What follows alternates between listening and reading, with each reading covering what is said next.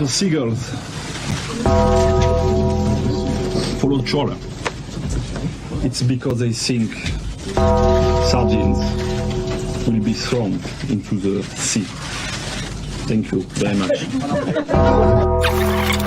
Talking nonsense. So I thought, no, enough's enough. Why should I put up with that? Talking nonsense. So I thought, no, enough's enough. Why should I put up with that? Don't back down, double down. Don't back down, double down.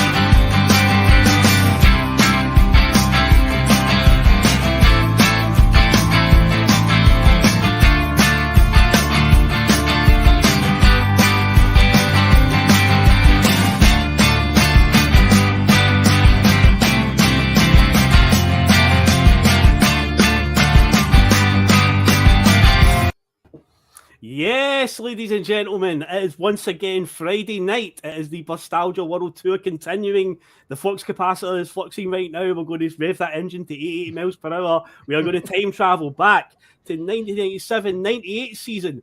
Arguably, some fans will say the most important title in Celtic's history, especially when we go over tonight. It is definitely a big one of the most stressful ones, without a shadow of a doubt, if you lived through it. And if you're one of the younger viewers, we tell you all about it. It's an absolute thriller. It is a roller coaster ride. So yes, tonight we are joined by the main man himself, Russell Boyce, has came on tonight. Russell, how you doing, mate? Oh, you'll be getting sick of the sight of me, son. You'll be getting sick of the sight of me invading Bustalgia again. But aye, someone's got to step up. It's 97 to 98 season, man. Oh. Just been watching, obviously. Phil sends us like he's, our homework for the show, which I love because he's got the whole agenda laid out and there's like a YouTube link. I was like, I wonder what the YouTube link is. Full Sky Sports Tartan Review. That's what it's called. Tartan Review of the 97-98 season. But the guy who's done the recording has left in the adverts. I'm watching adverts for like Milky Way Magic Stars and that going, this is fucking taking me in a complete time warp. Yes. So it was... aye, what a time, man. I loved it. I'm all in. I'm in 1997-98 right now. Not just Excellent, excellent. I love it. And also John Leslie's suit in that. My God, it's absolutely incredible. It's so 90s. But yeah, that's something to watch afterwards, folks. Definitely look that one up. It's worth it. And of course, we are joined by my co-host every week on Bustalgia, Liam in Canada. How are you doing, mate? I'm doing great. Good to see you, Phil. Good to see you, Russell. Nice one, Liam, mate. Looking forward to this one. This was like 97. That was just a brilliant year. So I didn't have to check many of the notes for that because every time I did, it took me ages to read them. Just brought back so many good memories of just different things around about that time. And so I'm happy to get started in this one. Brilliant, mate. Excellent. That's what I love to hear because this is a big season. This is going to be a good, and I can sense it already. But before we get started, I must again just remind everybody to do all the good stuff: to subscribe, like, comment, share, and you can also check out at Hoops Raffles as well. And if you want to become a Bus member, you can do that too. A wee tip of the cap to the main man himself, Russell Boyce. Now, of course, we have to do some trivia as well, guys. I was winking, by the way, at the comment at the bottom there, not when you said a tip of the hat.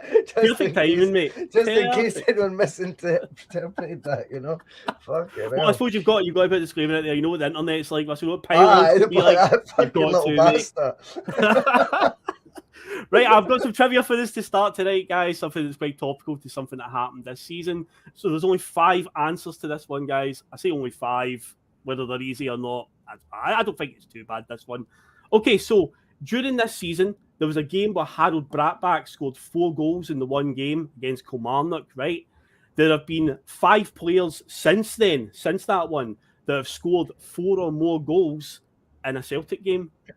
Can you name the 5 Celtic players who have done it since that Harald Brattbakk one? I'm not talking before that one. I'm not going back to the 70s and 80s. I'm not doing that. We're just going to we'll start from that Harald Brattbakk one this season. So since then, there have been another 5 Celtic players who have scored 4 or more goals in a game. It's good. It's and good. That's what I am looking for. It's good. Yeah, so there you More go, folks. good work, mate. More good work. And we shall come back to the answers at the end of the show, as we normally do. Okay, guys, so let's do our usual roundup of where the world was in the summer of 1997. And interestingly enough, we always start with the football winners. And I will start with the big one, the big prize coming at the 96-97 season, the Champions League winner.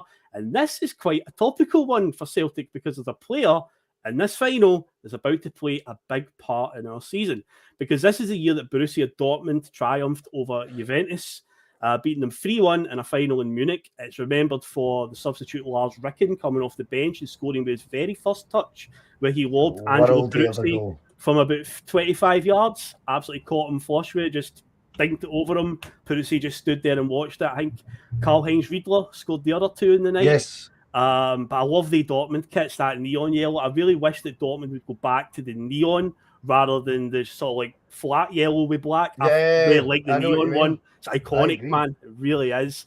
But yeah, there is a player in this team who was playing for Motherwell just like a year before, and here he is stepping out and winning the Champions League. Paul Lambert, who would want to play for us and be our club captain in the next few years. He was up against Didier Deschamps and Zinedine Zidane, who in a year's time are about to go on and win the World Cup, and in a couple of years after that, be the European champions as well. He had an excellent game that night. Said that he marked Zidane out the final. Astounding story, isn't it, Russell? I believe he was also the first, the Champions League era. He would have been the first Scottish person to get his hands, probably the first British person to get his hands on the trophy, wouldn't he? Because there was nobody in any of the other teams in the Champions League era anyway. Yeah. But what a story, Russell. It's astonishing because the summer before that, Paul Lambert's been signed up by this agent who was just a chain smoker, a European guy. Okay. And so Paul Lambert's like being told you've got a trial. I think it was for PSV Eindhoven. I could be wrong. Someone correct me. A Dutch team anyway. One of the big, and he thought it was a bit of a wind up. Anyway, he's sitting. He drove like 10 hours with this guy just chain smoking, going, "Oh, I've got your trial there."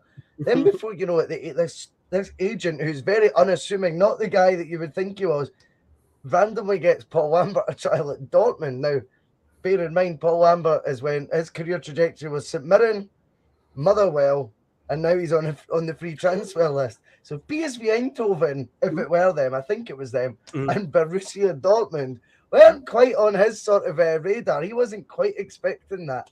And yet, there he finds himself on trial at Dortmund, can't speak a word of English. All he's got is his boots, his kit, that's it. And he gets the gig at Dortmund.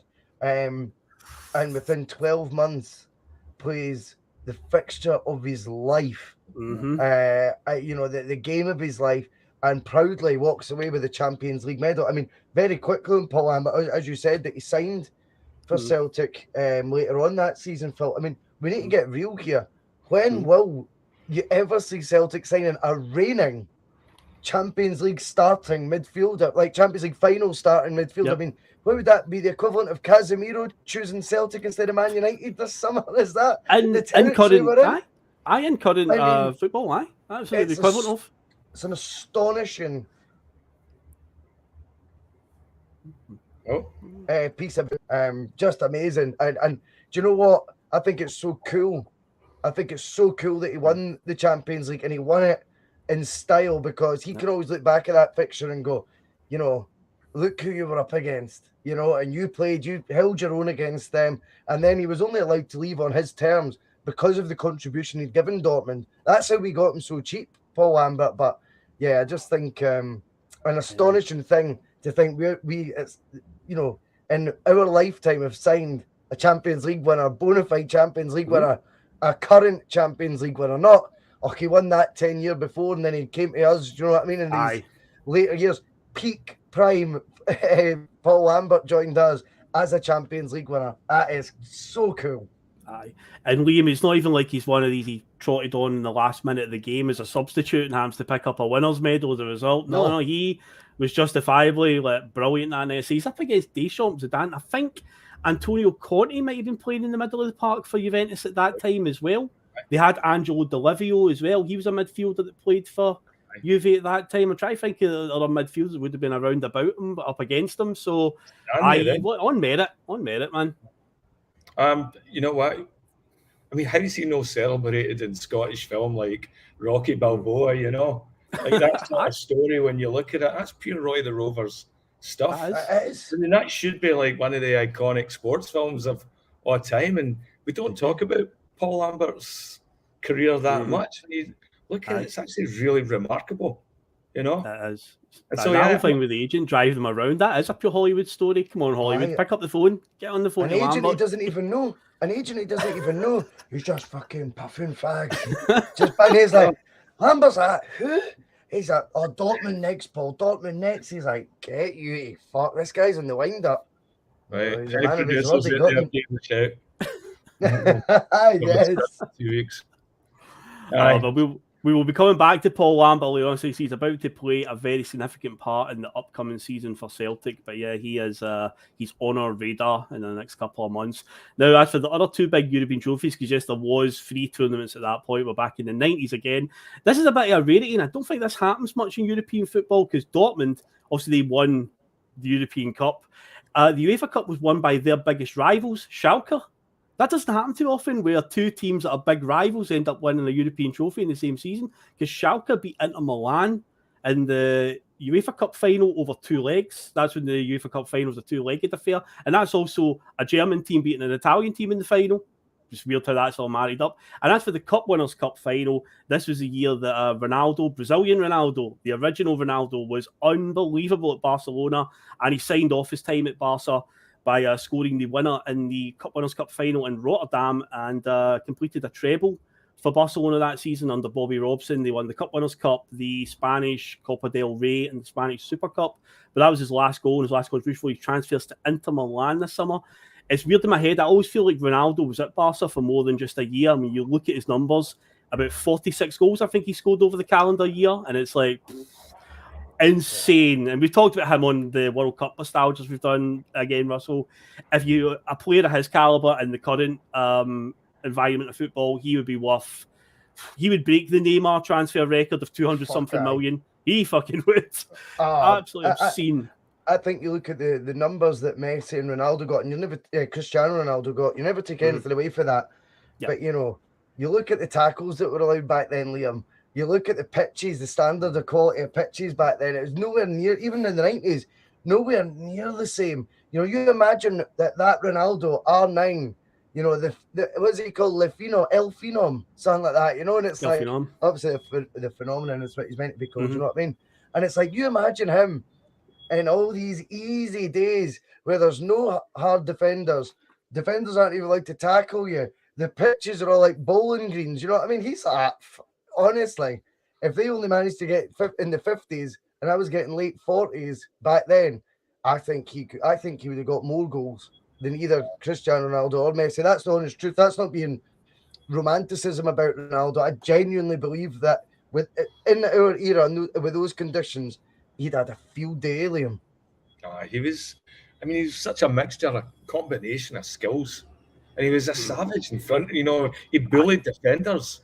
Like he's the first you've seen of that power forward coming back. Remember, he had it in the old 70s and stuff like that. You know, guys your dad used to tell you about playing with Celtic and stuff. But I know he was the first that power forward, and they brought on loads of guys like that. Guys, because you remember at the time there was a lot of sprinting stuff. All the sprinters were putting on upper body weight because it would help with the run. So you were starting to see big bulky strikers coming out there, you know, and he was the prototype, I think.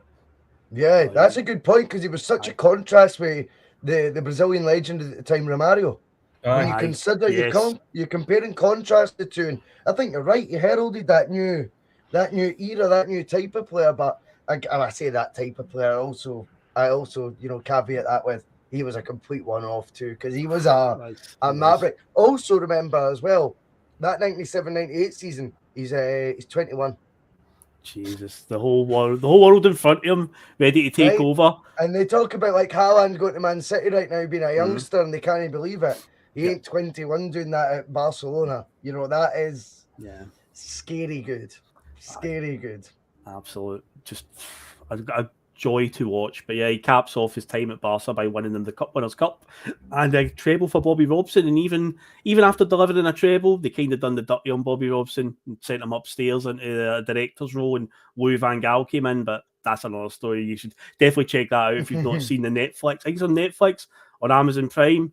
There's a movie, sort of like a documentary movie about that time for Bobby Robson at Barcelona and how they just kind of done the dirty on him, where they just didn't even tell him that they were replacing him. He delivers a treble, and Louis van Gaal gets announced like completely under his nose.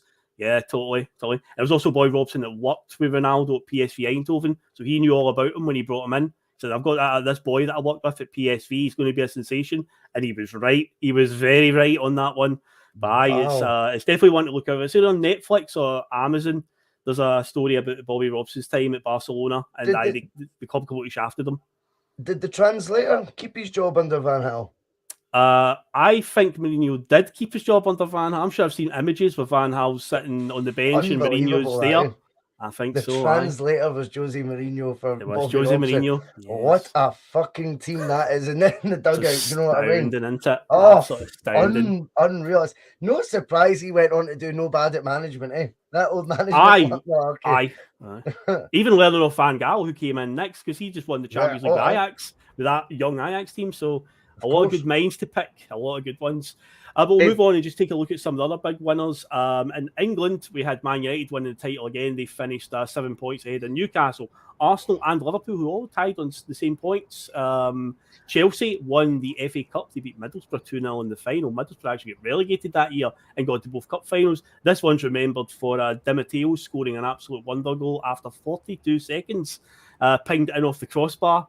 And the League Cup was the first of Martin O'Neill's two at Leicester, because I say they beat Middlesbrough in the final. They actually drew 1-1 in the first game and then won the replay, which was played at Hillsborough, not Wembley. And there was a time when they played replays of cup finals.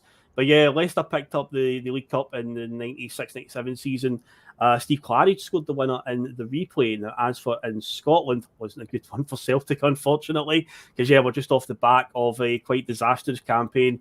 Rangers have won the title in 96-97. That means they've equalled the 9 in a row that Celtic set between 1966 and 1974. So going into this season, it puts Rangers in a position to win the 10. So that's not good for us. So this is now or never.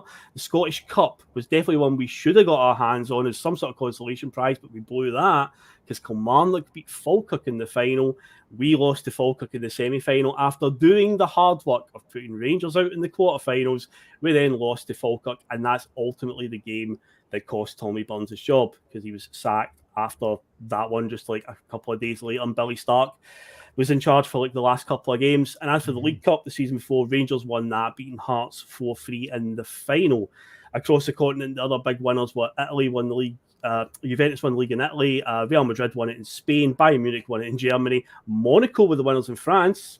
John Collins, Monaco. FC Porto won it in Portugal, and PSV Eindhoven were the winners in the Netherlands. Now, as I always do as well, top 10 transfers of that summer, just again to show us where we were with that one, because it's always paints a very interesting picture. There's one team that is all over this top 10 who had an absolute spending splurge, to say the least, with what they were shipping out. So number 10 is Graham Lasso, going from Blackburn. Is that definitely accurate? Yep. $9.5 million for Graham Lasso. Stop it! I don't think it was as much as that.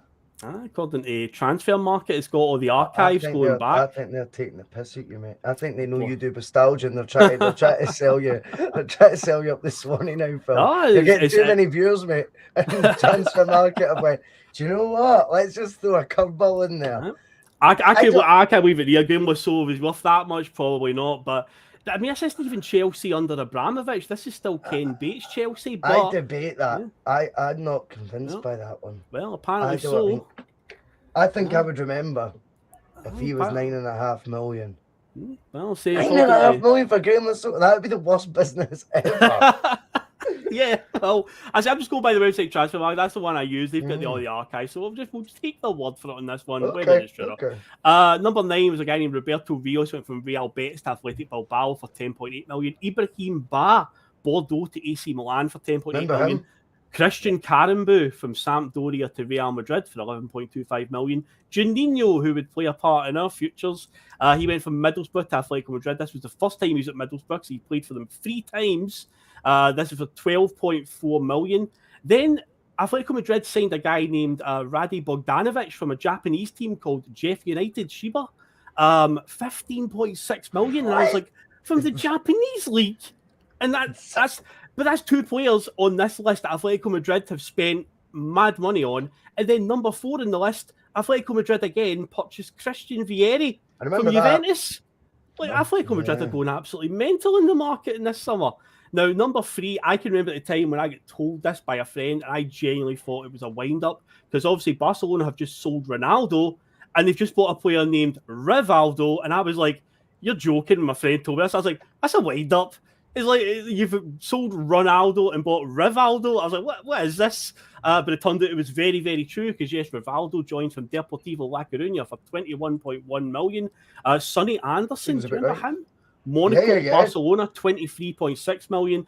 And the aforementioned Ronaldo was the most expensive transfer in the world that summer. Barcelona to Inter Milan for 23.85 million. So that's where we were. But yeah, Atletico Madrid went a bit mad looking at some of these transfers. So we signed Liam, we signed Japan's, the J League's best player, Kyogo, for a third of the price 25 years ago that Atletico Madrid paid for Bogdanovic. Kyogo B-side. And who did he end up playing with? I don't remember him at all.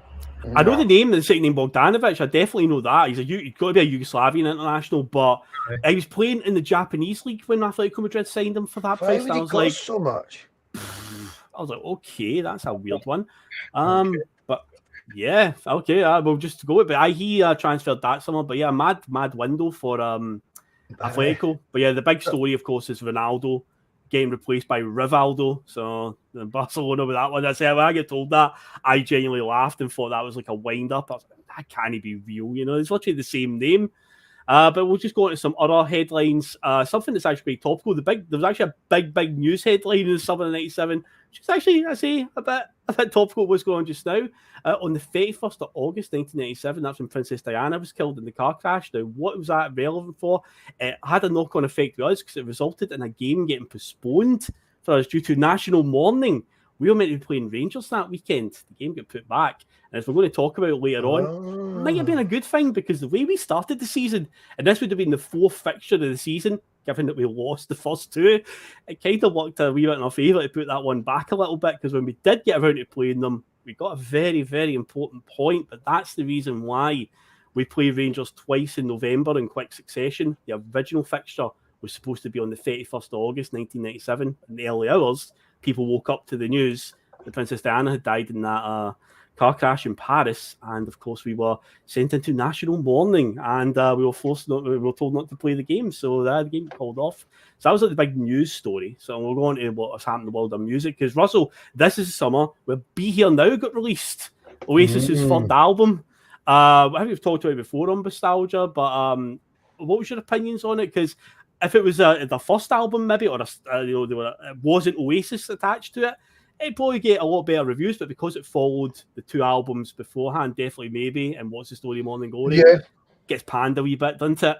History's been kind to it, though, because they were celebrating its 25th year release this summer, and they were sort of saying, when you look back, it's still that album in its first week of sales was something like 680,000 physical copies. 680,000 physical copies in the shop in its first week. I always remember a funny story. My mate, well, he was actually my employee at the pub. Then he was like, he was very much class of 92, Every single story he told you, 1992, happened in 90. I'm like, fucking hell, man, right? I get it. You were in your pomp in the 90s. But he says, do you know, he goes, they were that big by 97. He says, we all gathered at the local pub to watch, do you know what I mean? The lead single, he says, get aired on MTV at, I think it was 6 or 7 o'clock. And he says, the pub, you could not move just to watch one band's first music video because it was getting released on MTV. Not everyone had satellite. He goes, never, no matter who the band is, will you get that many people going to pubs and stuff like that to congregate together just to go, can't you wait to see this song, mate? They might flick it on YouTube, but they'll just catch up. They won't wait counting down the seconds. You'll not get that hype. Now, if you actually put it in the modern world and say Oasis were releasing it on their YouTube channel, say that was all available in 1997, I think you'd be talking about in the millions. Millions would have been waiting like our wee countdown, you know what I mean? I think you would have had in the millions. When you're talking about packed pubs, people just going out on I think it was a Monday night as well. A Monday night was the first airing of it. So a Monday night you're going out to the pub just to watch one band release a single. I think stuff like that tells you, they've probably become a juggernaut by then. They were there to be shot at by then as well. They'll see what, once you're flying like that, you're there to be shot at. But I think 97 was interesting because you're touching on fixtures being rearranged, Phil, because the country's in mourning. I also think that led to, obviously, Britpop. I don't even like that term, if I'm honest. I think Oasis were kind of a rock and roll band, tarred with Britpop to elevate some of the other bands. And some of the other bands had good sounds, though. But basically, they essentially playing guitar and guitar bands were cool again, Liam, right? And that was the face of British music. And what actually happened after Princess Diana died was you got those sort of rock and roll, maybe ballady sort of songs getting replicated by the likes of Robbie Williams, Sheryl Crow, Natalie Imbruglia, and pop was now kind of pinching what was popular music, but they were kind of bringing it over to the pop side, and it was getting heavily produced. Guy Chambers was going, I ken those 3 chords on my piano. Watch this. And I think the song Angels is synonymous with this time because I think that was the passing of the torch from the naughty 90s.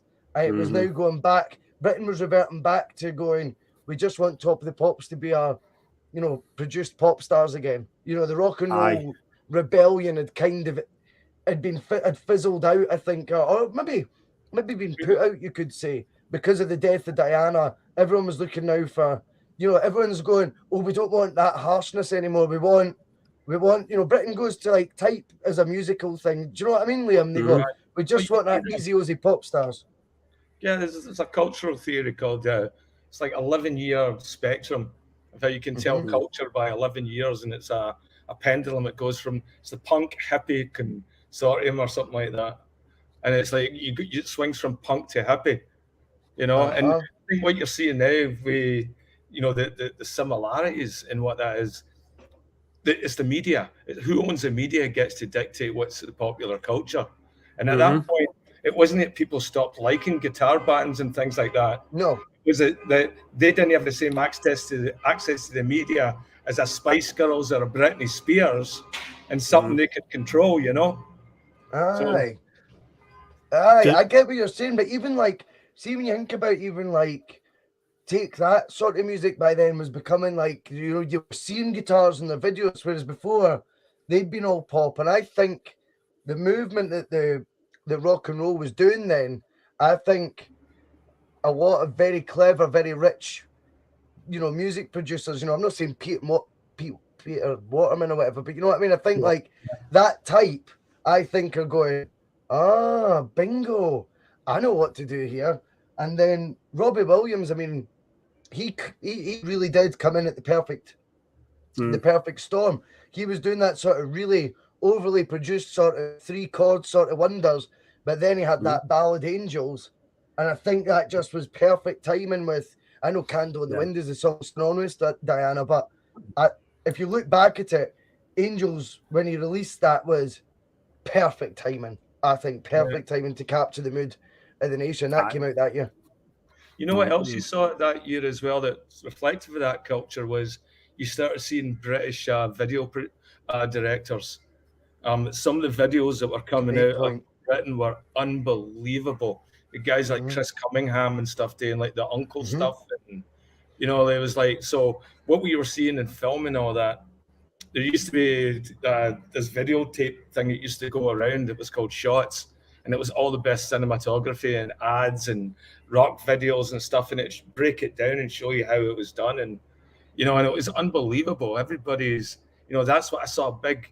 Like I thought British culture with the music and all that, because you know what, they had viewing parties for Oasis in Toronto at that time as well for that thing, and it was live. It was parties. It was a giant party through the city. I went to one of them. You know, and like that culture, I think it was a good time for culture. You know, at that time there was a rebirth. You know, definitely. I think that's so accurate, 100%. I think it's so weird how, you know, when you see something, and it's so poignant right now, Phil. You know, but when you get like a death like that, how much it can then be spun into you're being almost fed a narrative to mourn. You're being told to mourn right now, you know, and it's in your subconsciously, if not consciously, being told you should be sad right now. This is sad time. Sad. Everybody's sad. And I'm like, fuck off, mate. I'm all right. Do you know what I mean? Not in a bad way, but I'm okay. You know, and if folk want to mourn, that's their gift. That's fine. But when you're seeing it kind of getting pushed on you, Liam's absolutely right. That's because the broadcasters and the media, they hold the keys to your mood. They hold the keys to the genre of music that's going to be your fix. See if Radio 1 decided tomorrow it's going to be the hottest 10 UK bands that make up their playlist from show to show, and each one of them is going to play that their lead single. Before you know it, you could walk down the high street and you'll see kids with long hair and, do you know what I mean, baggy jeans and chains all over again. That's how quickly it could turn. But right now, there's the garage vibe that they're going for, and urban music, and I don't think there's a lot of quality control on that, to be honest with you. I think definitely not. An image. I just think it fits an image, but that's up to them. But it's very interesting how two different periods, 25 years apart, and undoubtedly you're being fair. I think there is, you know, obviously the Diana thing was a tragedy, no matter how you want to dress up or whatever your views are of royalism. That was awful. And then you get along comes Robbie Williams and the ballad like Angels or whatever, and you go, that captured it. It did, man. It did. It was you're right. What's going on right now? So if you turn on the radio right now, I think every channel's just playing the same Adele and Sam Smith and Ed Sheeran tracks back to back right now in this national period of mourning. So I imagine back then it was the same. So yeah, Robbie Williams, right place, right time. Now, Russell, I was just mentioning there about Oasis be here now. We were so close to kicking off the season on the week that, do you know what I mean by Oasis was number one, but we missed it by like a day because the song that was number one when the season kicked off on the 3rd of August was Puff Daddy, P. Diddy, Sean Puffy Combs, whatever he wants to call himself nowadays. I don't know what it is. But basically the song I'll Be Missing You, which is a tribute to Notorious B.I.G. was number one. It knocked Oasis off number one, but the song that knocked Puff Daddy off of number one was Men in Black by Will Smith, because Will Smith and Men in Black was number one at the box office as well when the season kicked off. It was the number one film, but yeah, that was the song that knocked P. Diddy off the top spot. And also number one album when the season kicked off was Fat of the Land by the Prodigy. Oh, fuck, yeah. Fat of the Land, I want to look that one up there, because again, I knew mid-90s there's going to be something good that's going to be up now. I was Fat of the Land, so... Again, how was that competing at that time with... There was such a, as I say, a big wave of bands and so many pop artists as well. And you get something like that that's just so fresh, so completely different, and yet equally as popular, getting number one. I think that's kudos to the Prodigy. I love that. They were another one of those bands in that era that, you know, probably underrated, I would say. When you look at some of the tunes that they churned out, they get easily forgotten because like the big ones are obviously Oasis, Blur, probably Pulp were sort of like third up there alongside them. But yeah, bands like the Prodigy and stuff like that were absolutely killing it with some of the tunes they were churning out. Phenomenal time for music. So I'm really happy it was in the 90s here, because some of the 2000 shows we've done, we get to the music part, it's like, I don't know anything. I don't know. And as I always do, the Tea in the Park and the Glasgow lineups as well. This is a landmark year for Tea in the Park. This is the year when they moved to Bellado, because it had been at Strathclyde Park every year up until then, but now they moved to Bellado near Kinross. The headline acts for Tea in the Park that year across the stages were the Charlatans. Paul Weller, he comes up a lot, by the way, when we get to this section. It must be a sign, Russell, because you're on this show, mate. It must be, mate, because you get compared to him so much for people trying to pile on you. Aye, Paul Weller. It's like, guys sold millions of records as a style icon. You're not really slagging him. The confidence, Liam, eh? Who the fuck are you meant to be, Paul Weller? Would you mind having his money? But yeah, we had Charlatans, Paul Weller, who are a big acts, Ocean Colour Scene, Texas, Reef, The Divine Comedy, Fun Loving Criminals, and Cooler Shaker were some of the big acts that appeared at Tea in the Park over that summer. And at Glastonbury, The Prodigy, Radiohead, Ash, as well as Van Morrison, Cast, Ocean Colour Scene, Supergrass, Beck, Sheryl Crow, Echo and the Bunnymen, and the Chemical Brothers were some of the big acts that appeared at Glasgow that summer. Now, pre-season roundup going into this one, right? So this, without a doubt, it cannot be stressed how big a season this is. As I said earlier on, Rangers have just won the title at the end of the 97 season. They are in a position now to go for the 10. It is a record that's been in place since 1974 that Celtic have held. So this is huge. We've had a few shots here. Obviously, early on in their 9-in-a-row run, we were way off it. We were nowhere near them. But the last few seasons, we've gained a wee bit of ground on them, but we've still came up short. So this is like the last chance we've got at this to stop them. So this is absolutely huge. So fan favourite manager, obviously Tommy Burns, as I mentioned earlier on, he has been sacked after losing to Falkirk. A quite dismal league campaign. We've played Rangers 4 times in the league, lost all 4 games. One of them, very, very controversially at Ibrox, where Josh Cadete scored a goal that was very, very much onside with about 5 minutes to go with the salvage a 2-2 draw. Instead, we ended up losing the game 3-1. Yeah, if only VAR. If only we had VAR. But yeah, we lose the 4 games. We did beat them in a Scottish Cup game, as I said, but then we had typical Celtic in the mid-90s. We take a step forward and then 2 steps back the way, because we beat Rangers in the quarter-final, only to lose to First Division Falkirk in the semi-final. So that is the job. That is what cost Tommy Burns his job. Also, it didn't help that there was a bit of mutiny in the dressing room as well by certain players, because this is before the days of transfer windows. So it's not like transfer window closes at the end of August and then January the window's open. Players could leave right up until I think the end of March. End of March, maybe, because right at the end of March, Pierre Van Hooijdonk left, very controversially. Massive falling out with Fergus McCann over negotiations for a contract. He infamously was quoted on the radio, I believe, in an interview saying that £7,000 may be good for a homeless person, for a superstar striker like me, it's not good. That's a good topic. So he went to Nottingham Forest at the end of March 1997. So that didn't help as well, that we lose our sort of talisman, our number 9 up front. He disappears in the title run-in.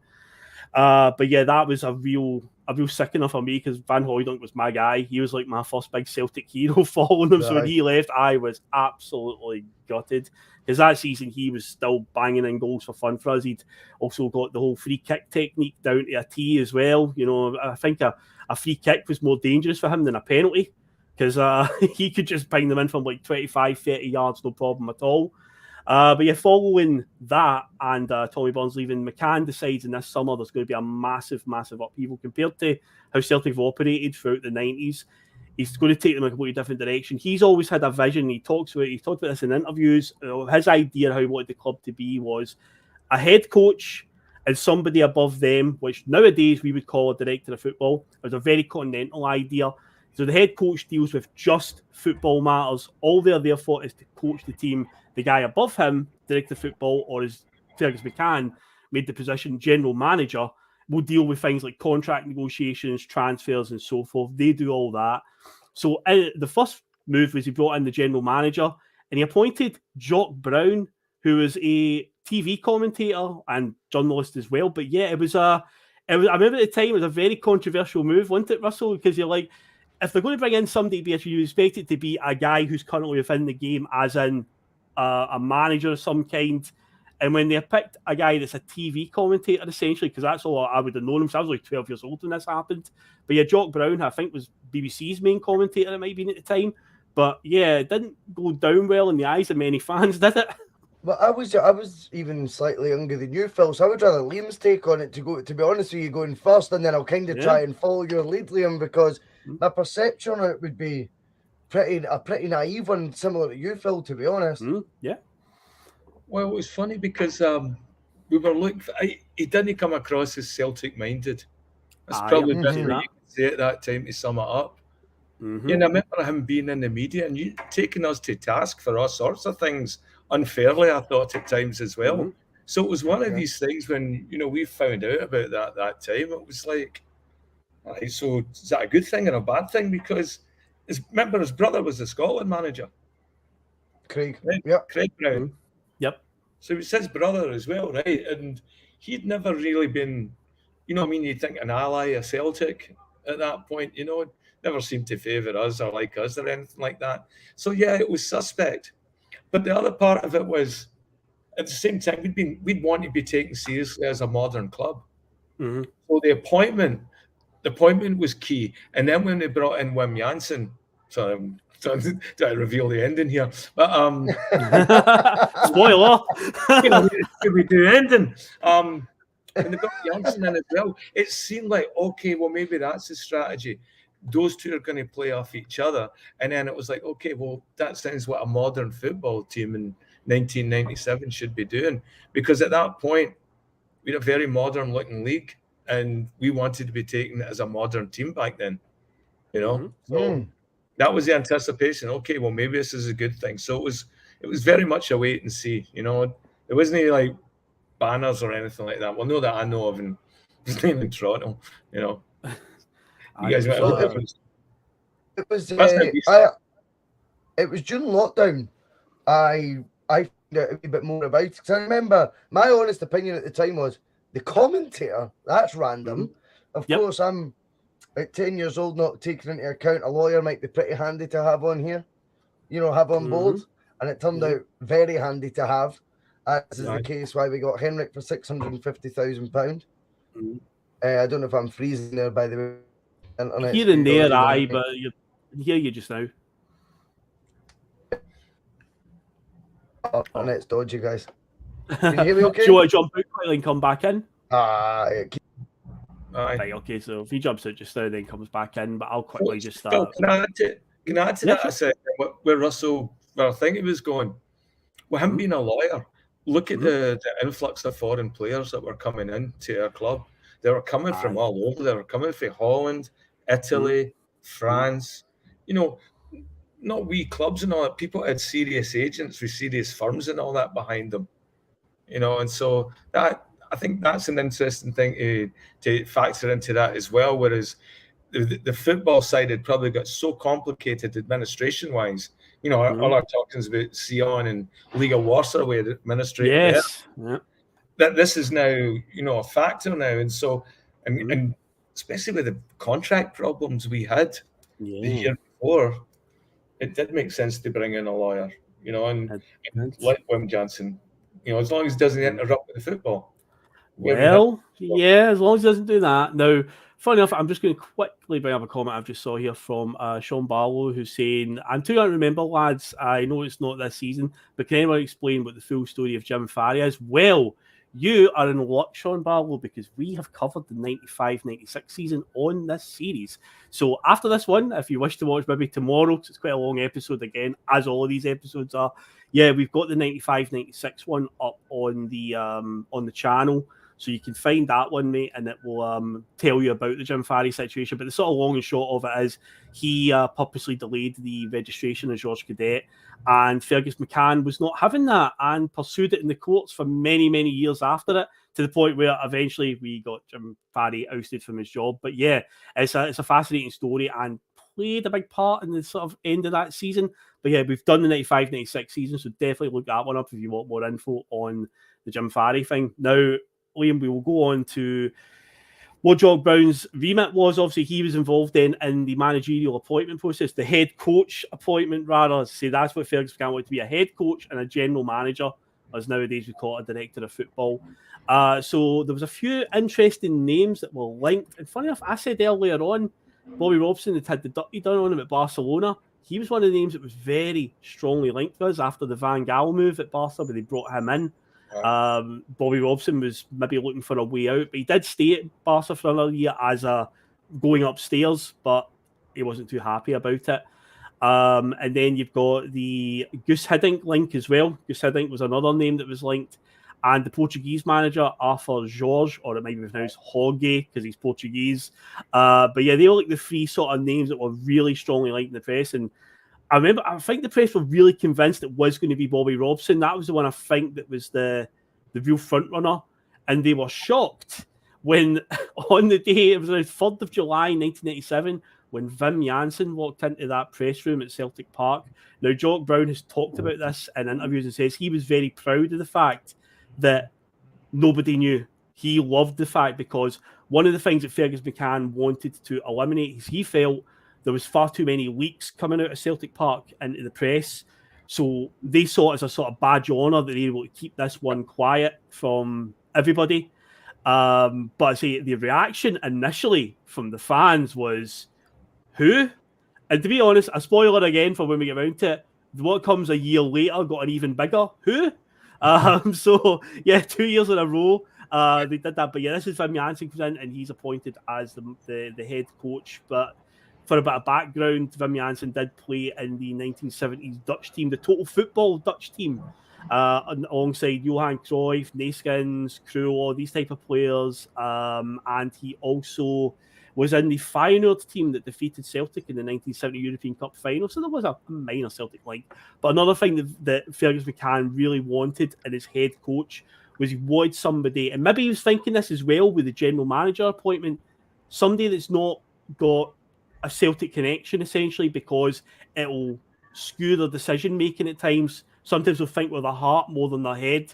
He's always talked about that as well when I've seen interviews afterwards where he said he had an idea and said the person in charge of the team isn't a Celtic man, so that they're no thinking too personally. So maybe that's also what he's going for with the Jock Brown appointment and Wim Jansen. Yeah, I think it's a massive thing. I think Fergus McCann, his emotions had got the better of him to invest in Celtic, but he did it with a measure of, I'm getting my money back, by the way, right? Just so you all fucking know. I'm not like, I'll pay it now, but once I've got this up and running, I get my money back, and maybe if there's some profit there to be had too, I'll take that as well. So he was managing to sort of gauge both, and I think he realised with Tommy, and I no one would have been happier to see Tommy Burns do it. Well, I'm sure there would have been, but I would have loved to have seen Tommy Burns be the man. I think he's my favourite sell ever, Tommy Burns. Honestly, I just think he represents everything that you just love about the club, right? But put yourself in Fergus McCann's shoes, and he's probably looking at, not in a bad way, I'm just thinking outside it. I'm going, how's that grass still? See, it was Tommy Burns, Tommy told me. And funnily enough, I think Peter Grant lasted 2 months under Jansen and then he was out. He was away, yep. And I don't think, not in a bad way, but I think Fergus McCann was wary of, and that's just a random example, by the way, but I think he was aware or acutely aware, Tommy's emotionally invested in this, and he might make emotional decisions. We need business decisions. There comes Jock Brown. Absolutely no affiliation with Celtic. Well, that might fucking be handy. Wim Jansen, football guy, no conception of how big 10 in a row is. Well, that might be handy. I think 10 in a row could have made or broke Tommy Burns if he was still there. Do you know what I mean? I think it would have meant, like, he would have been so upset if they'd went on to do that and he'd been the guy at the helm. And I would hate it for him to have been turned on, do you know what I mean, as well, and stuff. So I actually like the fact that when he's left, we were all still a wee bit like, oh, that was a bit harsh. I much prefer that being the way that Tommy Burns left. That, do you know what I mean? That it being, oh, he cost us the 10. You only need to look at Neil Lennon's contribution at Celtic, you know? Yep. You know, I think he's had, you know, around 18 good seasons or very, very good seasons at Celtic combined, or 15 or something like that, and then one bad one. And now you know, he's banned for Celtic Park in the eyes of some and never welcome back. So Imagine that had happened to Tommy. You know, that would be heartbreaking. I think Fergus McCann decided the only way to stop 10 was business. And he made business appointments. That's the way I see it. And I've listened to Jock Brown's, see, in lockdown, he did a couple of really, really good, like 1 hour specials. He did one with BBC and he did one on another random podcast. And he was excellent value to listen to. Excellent value, because he told the truth. He said, I had no affiliation with Celtic. I understood why the fans weren't really, you know, dancing in the streets that I was appointed. But I knew what I was talking about. He even talked then about how he felt he was gutted that he left in the end, you know. But some of the deals he got over that line, very, very impressive. The Paul Lambert one he'd been pursuing from that summer onwards, and then ended up getting him at a bargain basement price. Henrik fined, they had to take him to court over the Henrik fee. That was meant to be £2 million, but he knew there was a loophole that was 650 grand. Wee things like that, you're going, you know, I was savvy, very savvy. Well, so it's a good thing you mentioned that, because obviously next week's show I'm doing the Liverpool Moravchik special. I listened to a podcast years ago on Celtic Underground that Jock Brown did with Harry Brady, and he talked about the Liverpool Moravchik deal. That's an interesting story, and I'll be talking about that next week, how he signed him and how that all came about. I can always remember that story. But you're right, he was good value when I listened to that. It's quite an interesting to get to hear somebody's perspective that isn't Celtic minded and they're working within Celtic. It's quite interesting to hear. And I think, by the way, one thing I'll say about Jock Brown is he's 100% a Celtic fan now, and he says as much.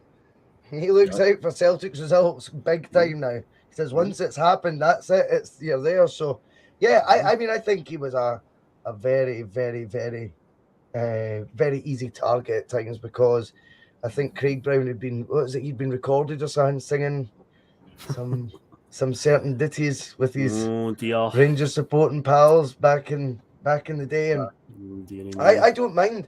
I think, see, in life, and I think, you know, I've said this a few times to you, not just you guys, but the bus in general. See, when you're emotionally involved, you very rarely give a balanced decision. Now, it's our gift as Celtic fans. We are emotionally involved, so we're biased to our club.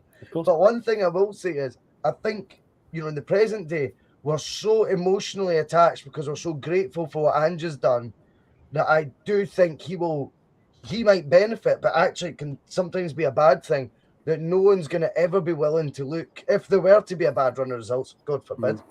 But I'm not sure he will get that same, you know, that Fergus McCann, that he's looking for scrutiny. I think right now we're just, because the emotions are too big, you very rarely in life make rational decisions if there's loads of emotion involved. You can very rarely do that. And I think Fergus was one of the very rare people who was able to get the, you know, he had the emotional attachment, but he was also able to flip it into right business mode now. I don't think many people can do that. Definitely not. And also when you're talking about taking the emotion out of it, what did we mention last night on the TNF? Remember we said about Ange, how he operates when he doesn't get too emotionally attached to any players. He's got that mindset as well. Remember I was telling you about when he goes on like plane journeys and bus journeys, does he say a single word to anyone that sits next to him the entire time? Doesn't want to get too emotionally invested. So nobody in the dressing room can say, oh, he's favouring him because he's pals with him. That's one of his favourites. So Ange has even got that mindset, and all, and it could work in his benefit. And see when it comes to making decisions and choosing the team and all that. Fergus McCann was doing the same thing. You're totally right about the 10 in a row thing could have crushed Tommy Burns. You know, like, I mean, that horrible idea always. I know. So in the end, it was a good decision. But one of the things I was just going to bring up here, because this is a really interesting point, right? So Jock Brown's obviously brought in Wim Jansen. Wim's obviously got Murdo McLeod installed as his number 2, which again was a shrewd move because it gave him an insight into players within Scottish football. Very, very shrewd. Somebody who is connected to the club. Now, of course, he's came in. He's inherited a bit of a broken squad after losing the title the season before, and you know, giving up the 9 in a row record to Rangers. Now, as I said, Van Hooydonk's already away. But 2 of the other Amigos are still Celtic players at this point, right? Paulo Di Canio, George Cadete, right? So Di Canio comes back late for pre-season training, and no joke, I have generally read this on his bio on the Celtic Wiki. He came back with a sick note from a doctor They excused him for the days that he missed. I was like, is this school? What the hell? George Cadete didn't even report back for pre-season training. He stayed out in Portugal and just gave his medical had said that he wasn't physically and mentally able to play at the moment. Right, so the two of them didn't come back. See, Van Hooydonk's already away, but we quickly dealt with them. Jock Brown obviously did a deal with Sheffield Wednesday. We got Reggie Blinker in cash. Whether you think it's a good deal or not, like I said, Di Canio played one game for us in a pre-season friendly, but on that tour of Ireland, he made it clear he doesn't want to stay. So he's a fucking idiot. Do you know that though? See, the thing is, when you look, sorry to interrupt, Phil, but see, Liam, when you think about how good Di Canio was in his 30s in the EPL, right? He stays that extra year under Wim Jansen's coaching, playing with a Champions League winner in midfield, getting to play with the King of Kings. His game develops. He then is a league title winner at Celtic. Yep. His reputation is far greater than it is as a runner-up in Scotland. It's not Sheffield Wednesday he moves to, is it? It is not Sheffield Wednesday. And then his move from whatever club he goes to isn't to a West Ham. It's that then next level up again. And that's what he should have done. He thought it's all downhill for here. And he probably was a wee bit afraid of being part of the team that lost the 10 as well. And I also do believe, conversely, I think there was a lot of emotion with Paolo Di Canio towards Tommy Burns. And I think he felt, no Tommy, no party. Once he's gone, he was like a dad to him. I'm out. What do you make of that, Liam? Oh, you're on mute. Oh. Mute. Police sirens. There was a lot of that talk at that time. You know, I was on a lot of message boards. And that was it. And supposedly him and Tommy had a really... I think he even mentioned that in one of his interviews. He says, well, it's not the same. There's something. Tommy's not here. And so... I wish he should have seen it out, though, eh? Oh, absolutely. You know, but you never know that. Like, over time, right, when you see what happens now, when he mentions Tommy Burns, then all of a sudden we're forming more of a soft spot for Di Canio now, right?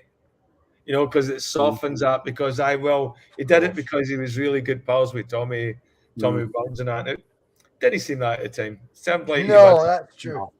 And he came for money. He was, I think his parents owned a big fashion company or something in Italy. He came for. So these guys are like one of the things I watch in richest footballers. You know. So he wasn't one of these guys that grew up in the streets of Rome or something. Aye. Somebody can correct me.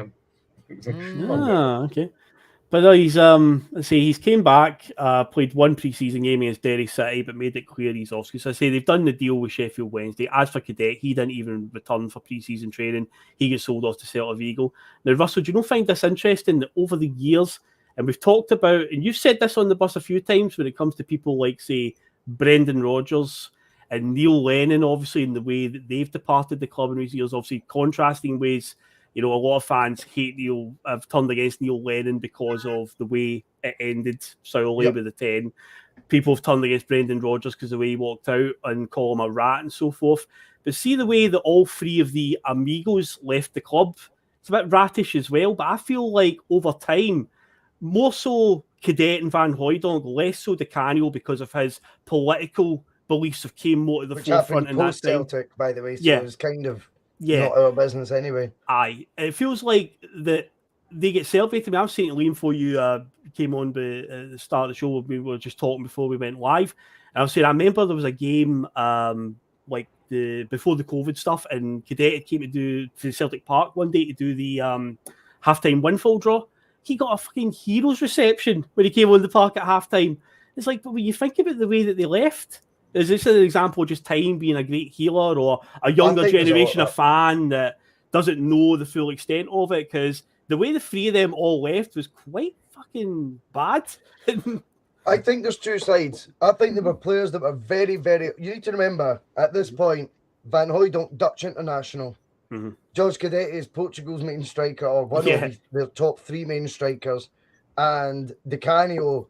a bit of a maverick, no international recognition, right enough, but obviously came from AC Milan to Celtic. So again, when you look at that in 2022, how many Dutch, Portuguese internationals, first teamers do we have in our ranks? Very few, very rare we get that these days. And how many guys do we sign direct from AC Milan right now at 28 years old, 27 years old, I think? Very few. Right? So when we start looking at it, we're going, these guys have been on round the block, and they were all around the same age. They were all, when they left, about 28 years old. So they know they're entering that final payday sort of thing, and they know the going market. They're meeting up with international squads. Or Di Canio's came from an AC Milan. He knows what big earners make. He knows what the big leagues are paying out. And you've got to admit, one thing about Fergus is he definitely had a ceiling, and it was stricter than it fucking probably is now. Do you know what I mean? It's like he was, and I get that. I mean, he had to be very prudent with the cash. He didn't want to see us going down that avenue again. But you also have to remember, players know their worth. They know their going rate. They've got pals in the game. Van Hooydonk's going up to the Dutch squad. I mean, he was in, I don't know if you know, he made, even after that year at Nottingham Forest, he was in the 98 World Cup squad. Remember? With Holland, right? So this is a guy he's meeting his pals, probably some of the Dutch guys that were at Rangers and stuff, going, what are you getting paid there? I fucking knew I was right. £7,000 a week. I'm sorry, and it's not in a bad way, but I don't condone the way they acted, right? But what I will say is, obviously, there would have probably been a middle ground for them all. And I think Fergus was one way. They were probably asking for far too much. And that middle ground just didn't exist under the bonnet. You know, it just didn't exist. There was no, I see your point now, Pierre. I'll maybe meet you in the middle. Those conversations didn't happen. It was Fergus's offer or nothing. So they then went to other extremes that were extremely unprofessional, because at the end of the day, they've signed their original contract for X period of time. Fergus is under no obligation midway through that contract to offer you a new one. You're getting paid handsomely. You're going to be financially secure for the rest of your life. Otherwise, you wouldn't have took the contract in the first place. So I understand that side of the argument. But also, this is, you know, the introduction to the modern footballer, Liam. This is now the way. These guys all talk. These guys all want paid the same as their pals. I mean, Georgie Cadete is going up to the Portugal squad, and 25-year-old Luis Figo is strutting about on £40,000 a week. And George Cadete is arguing over $8,000 a week at Celtic. And yet Cadete is probably more of a starter than Figo at this time. Fuck. There's a conversation to be had with it. My club, isn't there? Oh, get back. They're all going, fucking get back up there and tell those Scottish bastards that you're to get more money. And that's, do you know what I mean? We have to understand.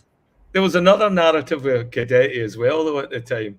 There was an underlying story that went around on Celtic, you know, huddle boards and Celtic-minded Kerrydale and all that for years. He was having too much of a good time in Glasgow, and his wife put the clamp on him. When he went I can believe that. Yeah. It was like, no, you've went off the bend or something like that. And so that was, I think, the emotional damage. Allegedly, the idea fits through, but you can see that. Brilliant question, though, guys. Brilliant question coming in. I've got a good question here. You'll like this one, Liam. You'll like this. Sean Barlow comes in. If you could have kept one of the three amigos, who would it have been? I like that. George Cadete. You would have kept George Cadete? I would have kept Cadete, I know I said Van Hooijdonk was my man, but I would have kept him and Larsson together. Jesus, man. That is some partnership, because he was Portugal's main man. Van Hooijdonk wasn't Holland's main man at that point. It was like Kluivert and that were the starters. Van Hooijdonk was a sub, but Cadete was Portugal's main man. I think Van Hooijdonk, for me, I think they would have dovetailed really nicely. I think Van Hooijdonk and Larsson would have dovetailed. The reason I wouldn't go for Di Canio, who I think undeniably was the most naturally gifted out of all three, is just that team needed to be a team. They needed to be a unit to stop the 10. And Di Canio could, at any point during that 10 months, whether rightly or wrongly, upset the apple cart. And do you know what I mean? Had a strut. But and I know Van Hooijdonk was capable of that as well. But I think him and Henrik as a combo would have been that would have been, Chris Sutton would have been fucking up there a year earlier if he'd seen that. Do you know what I mean? To steal the jersey off, because he went, I fancy a bit of that. Yeah. What about you, Liam? I loved it. I'll just say I'll take Di Canio. Like, because I think he would imagine him and Larsson together. Oh, him and Lambert together. Yeah. Like, see, that's interesting. That would be a really interesting midfield with a striker up front. Those three making a diamond. I don't know. I mean, what love for Cadete though? It's Cadete who seems to be winning in the in the comments, guys. Aye, But I get Johnson. all three arguments. I mean, Aye. I do think it's a pity that all three left, because I do think, see, to be completely honest with you, this is the league season. We'll obviously get into the nitty gritty of it, Phil, in part two, right? Yep. But I do think part two would be a lot less stressful had we kept one of those amigos. I think so as well. I think they'd have been that be sprinkling that extra sprinkling of magic dust on this team. I think, and I also think, do you know what? See, the arrival of the king. We'll talk about that, I'm sure. Oh yes. But the arrival of the king is what, for me, Martin, you know, sound the klaxon. But you know, when Martin O'Neill came in, people think that's a lot of the time when Celtic started rising, you know, rose to the Challenger Rangers and started becoming a match for them. I actually think you look back to '97. It's when Henrik arrived, Celtic's attitude seemed to change. He's such a big part of it, because 97, 98, we stopped the 10 all of a sudden. He is front, left, and centre in that campaign. The next campaign, okay, we don't win it, but we've got a new manager, but we do scud them 5-1. So again, there's a landmark moment in it. And then the next year, he's injured. The whole campaign. But when he, by the time he gets injured, we'd actually won, what was it, 9 out of the first 9 league games? And we were battering teams. We were battering teams. Then he gets injured and it all goes Pete Tong. He comes back. And I think when you look at Henrik, it's Henrik who sort of suddenly just his arrival went, fuck them. And he's not that type of person as well. He's not walking about. He had a mad confidence and swagger that was quite humble. A guy who retired for tennis today, Phil, Roger Federer. And I think, or yesterday, I think him and Henrik are quite similar. Very acutely aware of how good they are. They don't need to rub it in your face. They just kind of let you know what they do with the ball. Aye, no, I was told we've told Larsson many times on Bustalgia, because it felt like during the Euros and World Cup era we did, he was at the forefront of most of the tournaments we covered in that sort of 2000s era. But yeah, there's a difference between arrogant and, you know, cocky stuff like that. He had an arrogance about him. There's nothing wrong with that, because he knew he was fucking good and he knew what the team was capable of, and he drove them on to bigger and better things. You're totally right. He's just the focal point for the next few years. And it's his, you know, his talents essentially that do drive us on to much better things. And the other players around him will get galvanized by that. Yeah. Inspires them. And that's what led me to that point, because I'm going, don't tell me Di Canio or Van Hooydonk or Cadete, once Henrik's got into his groove and starts doing his thing, they don't go, well, I want a piece of that. You know, they're rubbing their thighs like those boys on shooting stars like Vic Reeves. You know what I mean? They're going, let's go. I want to play with this guy, because that's what he does. I mean, I just think that would have been, I think, a very convincing league title win, Liam, 97, 98, had one of the Three Amigos stayed. I think so as well. It's one of the losses, right? I mean, the other thing about Di Canio, I don't know if you're ready to go into this yet, Phil, but see, it's the first time we talked about Jock Brown earlier. So when he came back in, when Di Canio left, it was a trade. It was Reggie Blinker and cash. It wasn't a. No, it wasn't. We weren't buying or selling a player. We were trading, and he was being really funny with the language and all that. That's when the first alarm bells went off about Jock Brown at that point as well, because it was the first big sort of, all right, how is he going to handle this? And I don't think it came out with flying colours when we traded Di Canio for Reggie Blinker. But we got £3.5 million as well. Aye. It was £3.5 million plus a Dutch international who was 28 years old. Yeah, when you start dressing it up like that, you go, you know, and this is 25 years ago money. You can't deny that's a £10 million fee these days. No exaggeration. Aye, you're right on that one, because it would cost that easily. Dutch international, you put that on him. Aye, sound £3.5 million plus that for a guy who's in the cream puff with a doctor's note. All right. I still can't believe he came back with a doctor's note. That's astounding.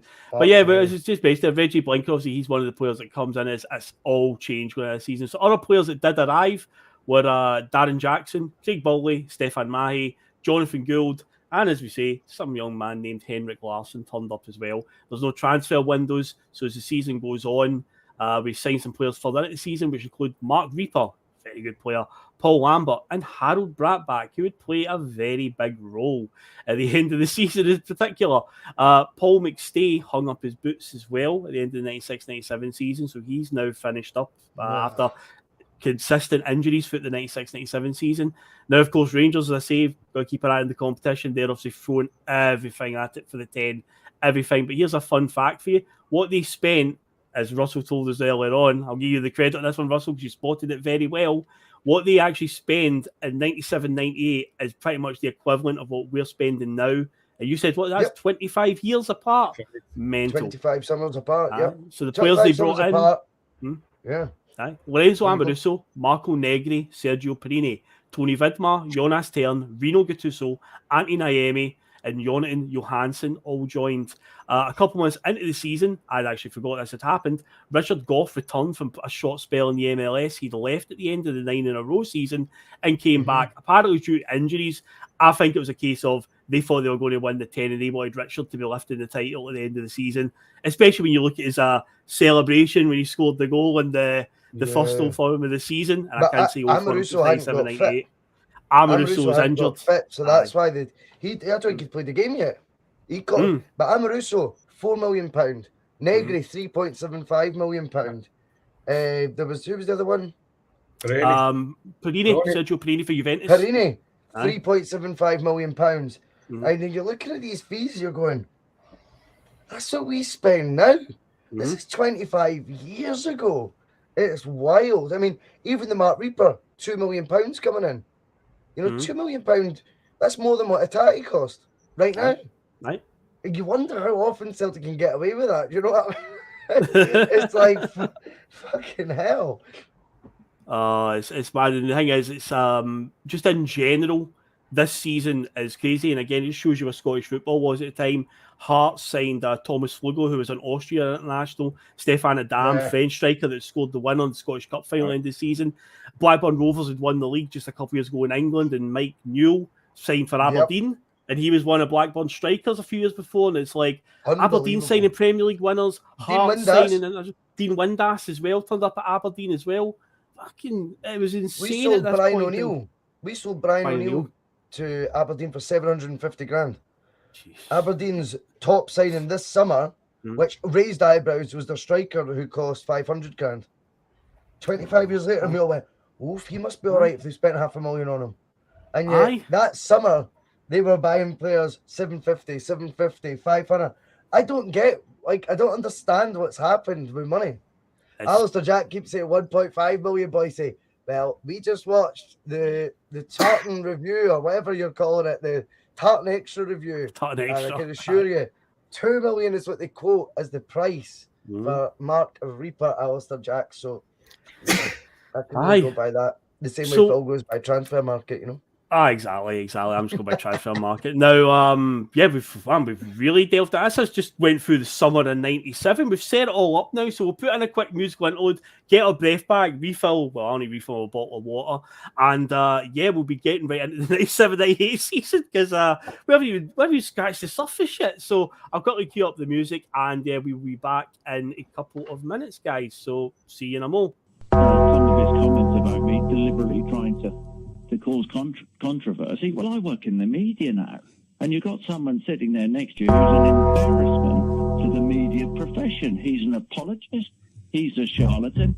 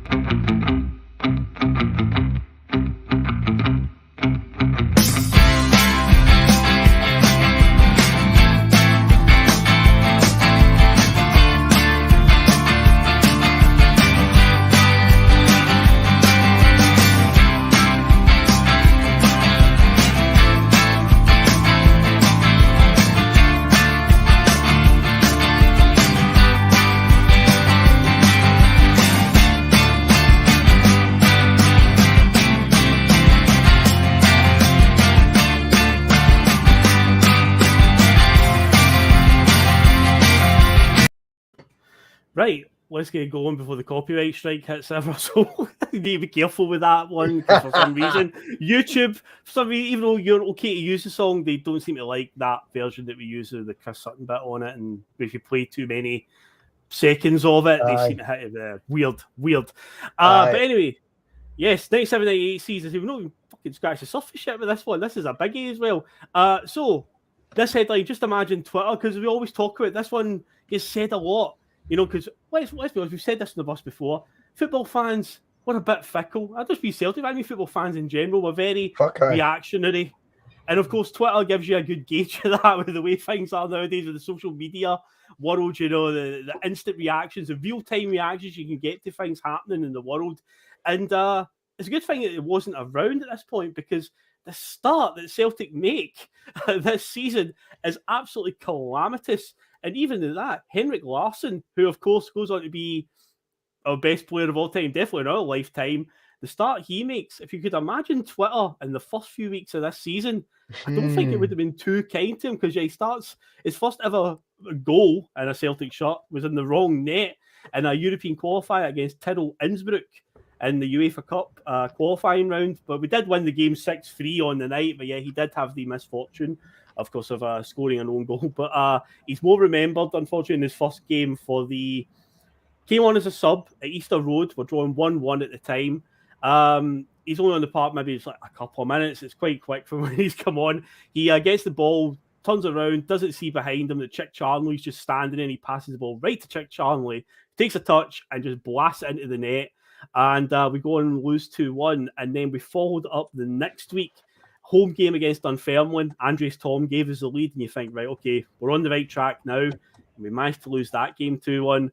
So, yeah, 2 league games into the season. We've lost the first 2. Henrik Larsson, this striker that's came in from the Dutch league that Wim Jansen's worked with, he's already sold the jersey by passing it straight to Chick Charnley in a loss. But yeah, Russell, could you imagine if we had Twitter back then in social media, how scathing it would be in Meltdown City?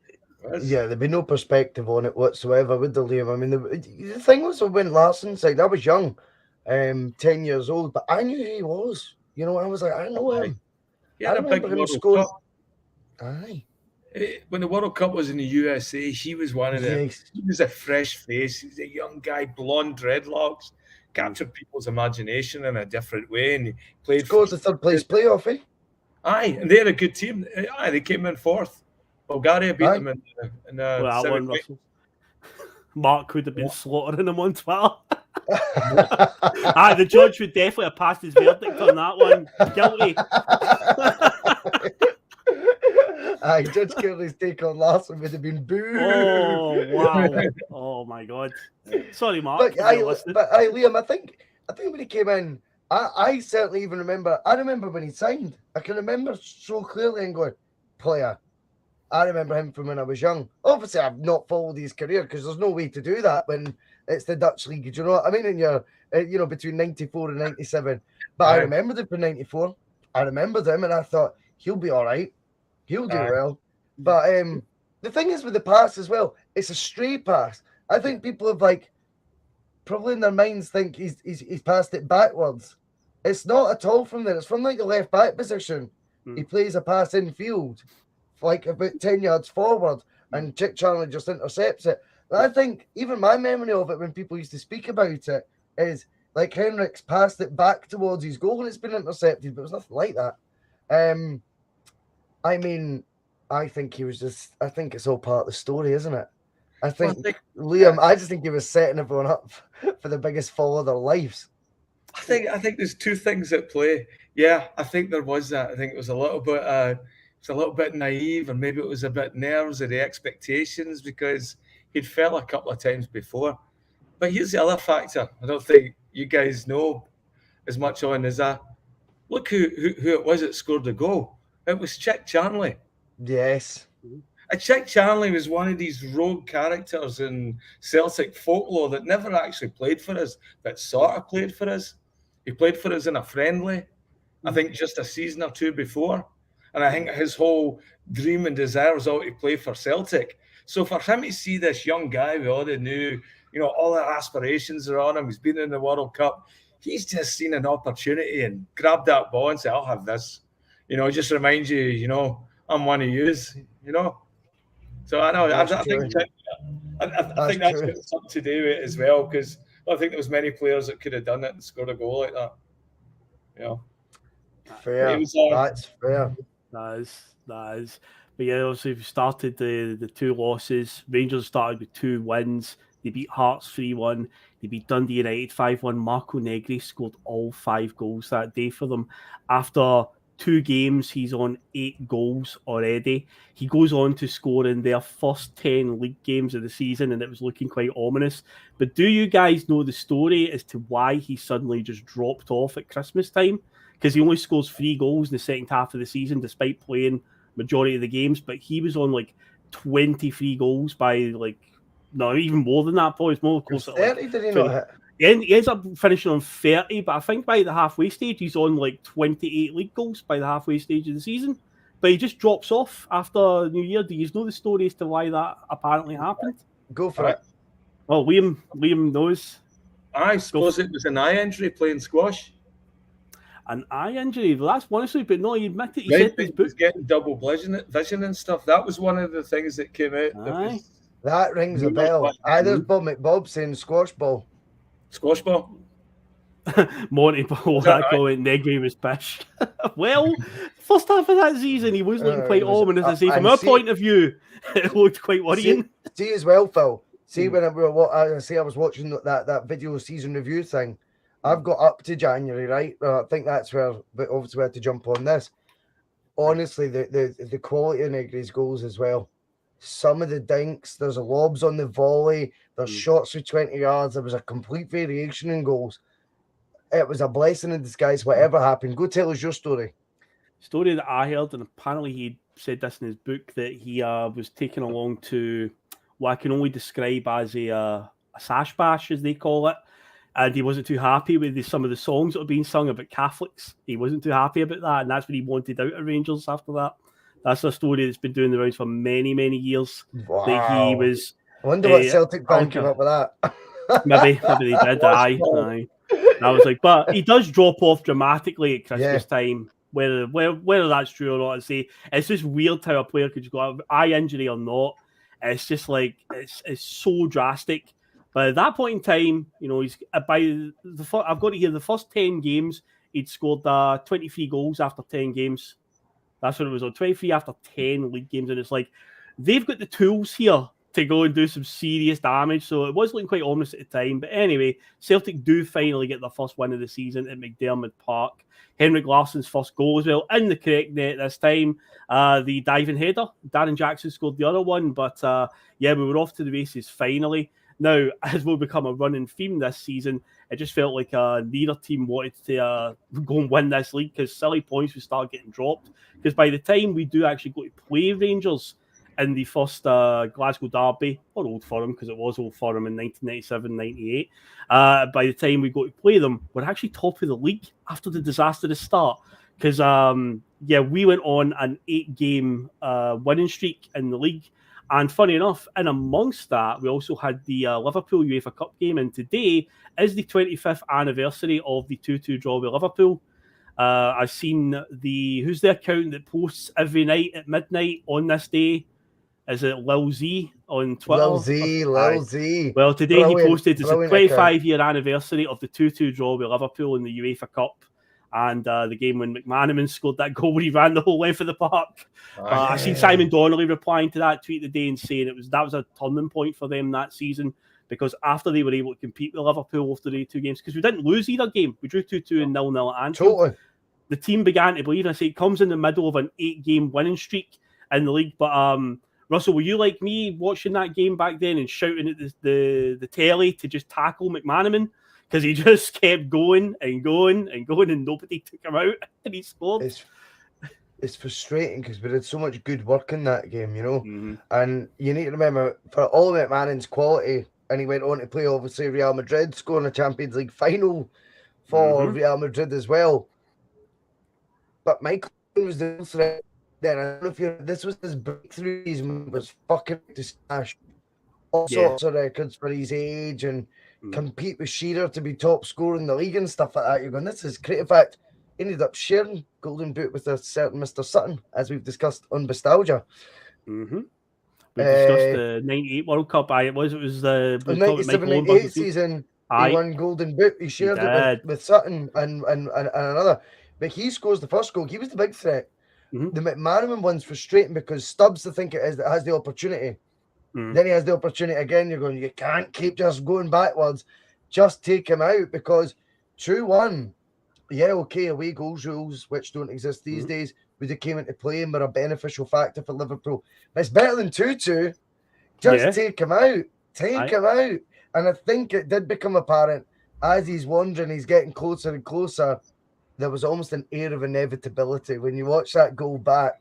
Obviously, now when you watch it back, you know he scores. So, of course, there's an air of inevitability. But what I mean is, when you watch it back, you'll undeniably say, oh, fuck, there was moments there we could have... Oh, now we make the tackle. I think V-Costa's guilty as well, if my memory serves me right. I think it's V-Costa as well that could have got closer to... But, it's a brilliant goal. A brilliant goal, but it just does feel like he's walked through the team a wee bit, doesn't it? A bit like a knife through butter from picking up his own half and then just, you shouldn't be able to do that at Celtic Park, should you? No, definitely no. And as I was saying, Liam, this comes at a crucial time because it's an 8-game winning streak Celtic go on. In that same time, Rangers draw 3-3 with Aberdeen at Ibrox. They lose to Dundee United and they draw with Motherwell as well. So by the time we go to play them in the first Glasgow derby, we're actually top of the league, despite the fact the Preserver. But as I said earlier on, Simon Donnelly had said that it gave the players a bit of belief after that Liverpool fixture. But going into that first sort of meeting with them after the pretty poor start, how were you feeling? Like, because we're going to have a double header coming up against Rangers because of the rearranged one. So this was like crucial. But the first one was going to be at Ibrox. So how were you feeling, Liam, with the run we'd been on? Did you think we could take them? I don't care. Marco Negri scored 100 goals in 5 games, whatever it is. We're going to take them here. Well, it's almost the opposite of what happened this year with Rangers. The opposite is because when our game got cancelled when we were supposed to play them, there was a bit of relief. We weren't playing that well. We hadn't gelled, and we couldn't. They came out flying, and it looked like they were going to just destroy us. But by the time we came back and we played in the second time, we played Liverpool and stuff, and even that Innsbruck Tyrrell game where 6-2, it was neck and neck for a while, and then we blew it open. And I think it was also away goals counting double as well. So we had to keep the score going for that. Yep. But you could see, just like Ange's team, there was a belief starting to see a team. This was a new team all put together. And as fans at that point, you were starting to see it gel together. And I was like, all right, this could be good. We were still mourning the loss of our players, the Three Amigos and that, and Paul McStay and stuff. There's a lot of transition. So to see this team starting to gel that quickly, that was good. So going into the Rangers game, confident. Right. As I say, the league table at kickoff in that game read Celtic 24 points, Rangers 23. But restoring belief was obviously the key here, because at this point in time, when we kick off in this game, Celtic have not beaten Rangers in a league game since 1995. That's how long it had been, right? It was the end of the 94-95 season. A dead rubber, essentially, where we beat them 3-0 at Hampden. Rudy Vata, Van Hooijdonk, I'm going to say Paul Burns scored the other one. I might be wrong in that one, but Vata definitely scores a free kick. I know that one. But that's the last time we beat them in the league. We beat them, as I say, in the cup the season before, but it was all for nothing because we fucking blew it against Falkirk in the next round. So to me, I don't take much pride in that one at all, where I'm just like, didn't matter at the end of the day, because we should have went on and won that Scottish Cup. So in terms of that, Celtic are, even the 95-96 season, we drew with them 3 times. Frustration, we just can't seem to get a win. So we need... This duct needs to be broken. If we're going to win this title, people say it always comes down to these fixtures. This is what's going to decide it. Celtic have got to find a winning mentality against them. Unfortunately, in the first game, it doesn't quite go our way. And the aforementioned Richard Goff, they're saying earlier on, he scores the winner and gives it the 10. Even though they deny that they won, they so hell-bent on the 10. Don't know, that celebration told me otherwise, that they were... they were... They said it was raise the roof. Raise the roof. So he did. Aye. Aye, but Big no, he's fucking giving all that. glory hole golf. Gives peace, mate. But yeah, he scored the win on the first one. So yeah, a similar sinking feeling. However, as I say, with restoring belief, we played them in quite not too long after that because the rearranged fixture from the start of the season at Celtic Park was played in a midweek game. 11 days separate. 11 days apart in this one. Okay, because I was at this game, I think I've mentioned this before. It's the only time I've sat in the temporary stand. And I genuinely felt that the temporary stand was going to collapse that night because this was a bit of a mad game. Paul Gascoigne gets sent off. Marco Negri gives Rangers the lead. 10-man Rangers. And you're like, they're going to fucking do it to us again.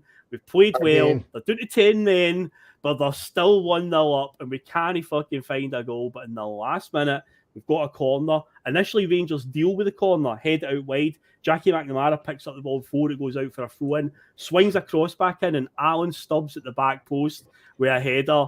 And cue the scenes, cue the bedlam. And in the end, that point would be crucial, but it was just so important that we just didn't lose twice to them in quick succession. Now, Russell, it would have been calamitous for that to happen at that point in the season. And an unlikely source for the goal, Malky Mackay. You know, who would have thought? No, Stubbsy scored it. Stubbs, sorry. Mackay scored in the cup game the season before. You're thinking of that one.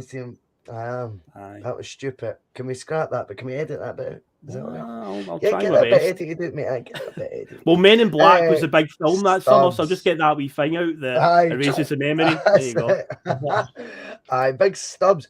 I mean, that goal was crucial. That goal was absolutely crucial. Is it a moment in time in the season? I don't know. I think there were so many inconsistencies in the form of the two teams. I think undeniably what watching the season back tonight is proven is going for the 10 for many a reason in Scotland is like this fucking alien life form. Do you know what I mean? It's guys that would have signed for Rangers. You know, we were talking about it earlier on. 4 players for Serie A. Why does it suddenly matter to them so much? Why are their legs going to jelly? It just happens. That's the alien life form bit I'm referring to, you know. Rangers infiltrated the whole team of foreigners, probably hoping, well, they'll not be overly emotionally involved. By the second half of the season, they're relying on Ali McCoy's, Gordon Jury's, Richard Goff's, Stuart McCall's all over again. And that is the reality, by the way. And you're going, there's something about going for that 10 that good players, not great players, won't make it. You have to be great. And it's very unlike both teams have 11 great players all out there at once. And it's just so interesting that, you know, that whilst that goal, yes, we could look at it as a pivotal moment.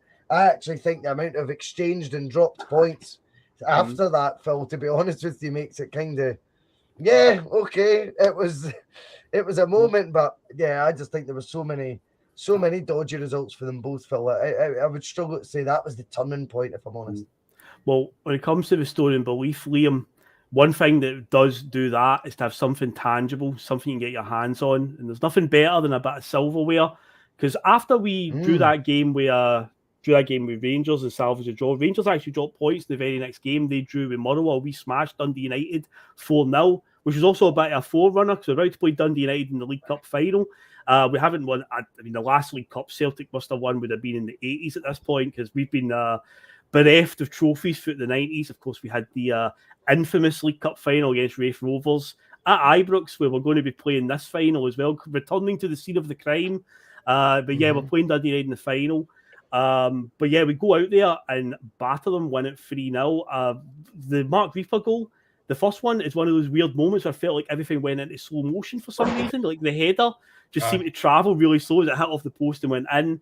And then the second one was Larsson with a shot from distance, deflects off the defender, and then it's Burley with the third one, isn't it? But yeah, I'd say, like, if you want to restore belief, if you want to get a bit of momentum, winning a trophy does that for you. So, Liam, what's your memories of that League Cup final and how big and pivotal was that moment? Massive. I mean, massive. That's the first time, you know, I've been living in Toronto and we've been getting the games for a couple of years. That's the first time I'd celebrated a trophy with loads of Celtic fans, you know, all watching the game and that together because you didn't have the access. It'd been that long. I think we'd seen the final, Raith Rovers, that was on the telly over here. But no, by the time we got to it, it was just great to win a cup. and that's when you could see this team starting to gel. And I felt like, okay, we've got a good side here, you know. So at that point, it looked like just like Ange, had that blip at the first of the season last year. Aye. It was the same with Wim Jansen as well. And then as soon as we got back we got momentum, then we started to look like a team. And then you could start seeing that we're starting to see flair develop as well. Because some of the goals that were ready to come out were just outstanding, you know. Oh, it's I think we've discussed on the bus before the weird similarities between last season and the Wim Jansen stopping the 10 season, some of the weird parallels that happened. But yeah, we obviously picked up the League Cup at a time in the season. It'll give us that wee momentum boost. Incredibly, though, as will be the theme of this season, despite getting that under our belt, we actually dropped points in our very next league game, drawing 0-0 at Kilmarnock. And because we played the League Cup final, it meant we were basically a game behind Rangers, so they've now stretched the lead to 7 points. And then the run-up, though, to the next big Glasgow derby on January the 2nd, Rangers would drop points, drawing 0-0 with Dunfermline. But Celtic did actually have a loss to St Johnstone at McDermott Park in the run-up to the game. Yeah, Georgia Boyle might have scored the winner in that one. But yeah, we're going into this game on January the 2nd, and it's like Celtic are, I think Hearts were maybe second at this point. I think Celtic are actually third going into this game. Because Hearts, they hang in there the entire season. They kind of go unnoticed. When you go back and watch the season review that we've watched, it's like I forgot about Hearts are in the title race to like 4 or 5 fixtures to go. The mathematics still in it. But yeah, going into this game, we're 4 points behind Rangers. So we're sitting in third. This is like we can't afford to lose. I say at this point, yeah, we got the draw in the last game against them, and that stopped a run of 5 losses on the bounce to them in the league. So it's like, but we need to get the win. So we've not actually beat them in the league since 1995. But Russell, I remember watching this game, and honestly, it was like the pressure that was unleashed when Craig Burley got that opening goal, because it was coming. It was one of those games where Celtic were just pounding them. But again, Andy Gorham being Andy Gorham, pulling off save after save after save. But eventually, midway through the second half, great football into Burley. He just turns on it and shoots right in the bottom corner. And yeah, the roof just coming off the stadium. It was like a huge relief, because you sensed that they were rattled, and it was like, we're not going to lose this game now. We're going to go on and win this game. It was like a huge momentum shift. And of course, the goal that's remembered, the iconic one, a couple minutes to go, Paul Lambert, absolutely a thunder bastard, as I used last week to describe a goal. Thunder bastards at me. It even hits the post for bonus points on the way in as well. It's right on the postage stamp, mate. What an iconic goal for the man we waxed lyrical about earlier, and it was his first goal as well for the club. What a time to do it. Paul Lambert's goal reel for Celtic is unreal. Oh. His goal reel is unreal. Honestly, he only scored good goals. He only scored really good goals. That one, obviously, just absolutely momentous. It's just massive what he's done that day. I would have touched on the goal scorer before. I think as a cause for Player of the Year. Yes, I agree. Craig Burley was fucking phenomenal. It's just a shame he's a prick, right? Because honestly, it would be a much more, like, it's so much easier on the palate if he wasn't such a bell end as a pundit. I mean, do you know what? He's probably just guilty of telling his truth, right? Yeah. And it's just often that it seems a wee bit ignorant and stuff. But I don't think he's doing it for attention. He's probably refreshingly telling the truth, you could say. You just don't happen to agree with many of his takes. And that probably leads to you finding it difficult to look back at that and go, oh, Henrik was Player of the Year. Henrik was Player of the Year. I think Craig Burley has a real strong argument. Player of the Year that year. They have even important goals. I think he's 15, 16 that season. I think he does, yeah, from the middle of the park as well. How many of them were winners? It's the number that were winners as well, because that was, again, he did I'm sure it was a podcast during lockdown. I'm sure it's the same thing, and he'd sort of said, not that he'd been counting, but he sort of alluded to how many had been winners. I thought, fucking need it, There's one, Russell. There's one, now I say about the League Cup that we won, the semi-final against Dunfermline. I was on holiday in Benidorm. I remember I watched it with my dad over there, and it was 0-0 till late in the game. We were really struggling in that semi-final against Dunfermline, and Burley scored quite a late winner, maybe in the last 10 minutes. And again, just big goals like that, big moments. He doesn't score that goal, that League Cup never happens, It's like huge. Aye, massive. I just think that sometimes you get some players that just maybe history sometimes kind to them. And I think history, because of what you've seen him do in the media since, is extremely unkind to Craig Burley. I think he was a huge part of us winning that league. £2.5 million from Premier League Chelsea as well. Again, sounds like another world these days, doesn't it? I know. Aye. I was happy when we got Burley as well, because he was turning it up with Chelsea. See, obviously when he signed for us, I was certain that when he was getting a game for the Scotland national team, he was getting played at like a wing-back position.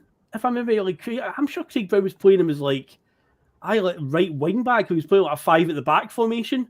When we were signed Burley, it was like he was then playing him. Well, obviously he played centre mid for us, because my only really exposure to Burley at that point was seeing him for the Scotland national team. I don't really seen him playing in, right wing back. And I was like, what is he playing centre mid for? And then I realised just how good he can be. It was strange. Right? Craig Burley was definitely playing him in a different position. Maybe one of these type of utility players that's quite good in a few different positions. But it took me by surprise at the time how well he did that season, because I say must be about 15, 16 goals from centre midfield. I think actually Monty says like here Burley is the Scottish Petrov. When you think about it, the way Petrov used to make the runs into the box, the late runs to get on the end of something. It's not a million miles away, by the way. It's not too dissimilar to say that. It definitely is. But of course, again, the running theme, and we're about to get into a section talking about this, Celtic go and get that win in that game. Huge, huge moment. What happens in the very next game? They draw 1-1 with Motherwell. By the way, though, Paul Lambert's goal against Motherwell in that game is probably better than the one against Rangers. The one against Motherwell's an absolute screamer of the highest calibre. And, but we end up drawing 1 each. Willie Faulkner scores for Motherwell. Comes back to haunt us on that one. But yeah, again, we've narrowed the gap on them. We've got it back to a point, and we've given Rangers a wee bit of daylight again. So it's just so typical of this season. Because obviously, the very next headline that I've got is, does anyone want to win this? Like, seriously? Because the next few months from January, obviously, to the end of the season, is just both teams dropping all sorts of mad points all the way. It was like the nerves on both sides for different reasons. It's just getting the better of them. I say Celtic, obviously, they want to stop Rangers winning the 10, and Rangers want to win the 10 so much. And it's like, just everything was going wrong for both teams. I say Celtic have won that game against Rangers and followed up with a 1-1 draw. But Rangers, obviously, they dropped some points as well. Obviously, they beat Motherwell, they beat Aberdeen as we drew Motherwell. But yeah, they end up losing to teams like St Johnstone, drawn with Kilmarnock, Dunfermline and Hearts from basically from the end of January right up through the middle of March, which again allows Celtic a bit of a chance to really push on. But again, Celtic end up dropping points to us. I mean, the game against Hearts at Tynecastle, I remember that one. That one was live on STV at the time. The deal with Sky wasn't all just them that covered it. They gave some games to BBC and STV to cover. And it was the one when Jose Katongo equalises in the last minute for Hearts. Jackie McNamara gave us the lead. And then it's before the days when the fourth official would tell you how much stoppage time there's going to be. Mm-hmm. So it's just like you've passed the 90 minutes and you're just waiting for the full-time whistle, and it just didn't come, and it kept going and going and going. And in the last minute, it turned out to be pretty much the last kick of the game in stoppage time. It's a scramble in the box. Jose Katongo gets on the end of it, and just puts it into an empty net. Jonathan Gould's just left stranded, watched it go past them.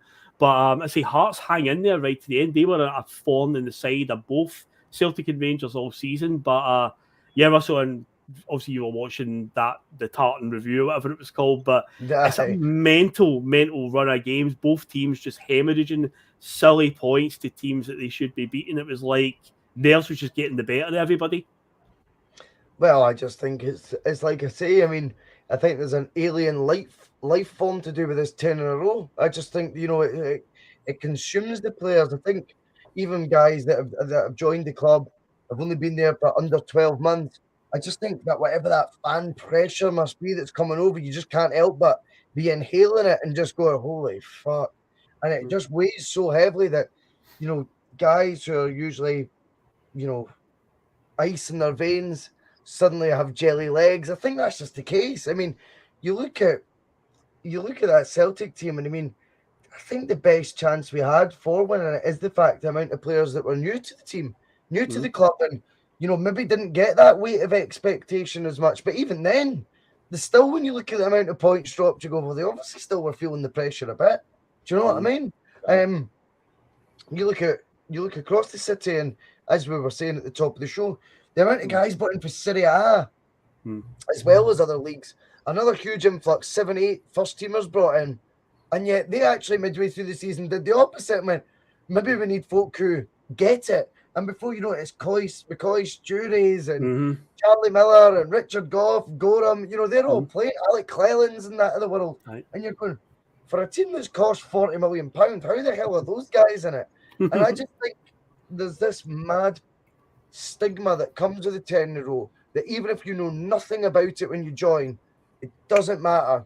Because once you're in the vortex of what was the old firm at the time, you're just consumed by it, completely consumed by it. Sean Barlow, by the way, is just putting us in our place for our ages. Like, is there a time when the fourth official didn't put up the added time? Yes, there was. Yeah, I mean, when did that come in? Somewhere in the mid 2000s, didn't it? Or maybe a wee bit earlier. Aye, early. Yeah. Aye. But no, I agree with your point, Russell. Was when you do watch that review back, you notice that they go from the likes of Negri to like McCoy comes back into the team, Jury, McCall, Cleland, even though they've bought Juventus's Champions League right back from a few years before, they'll win the Champions League, Perini. Suddenly Alec Cleland's back in the team and stuff like that. And it's like they were going with that.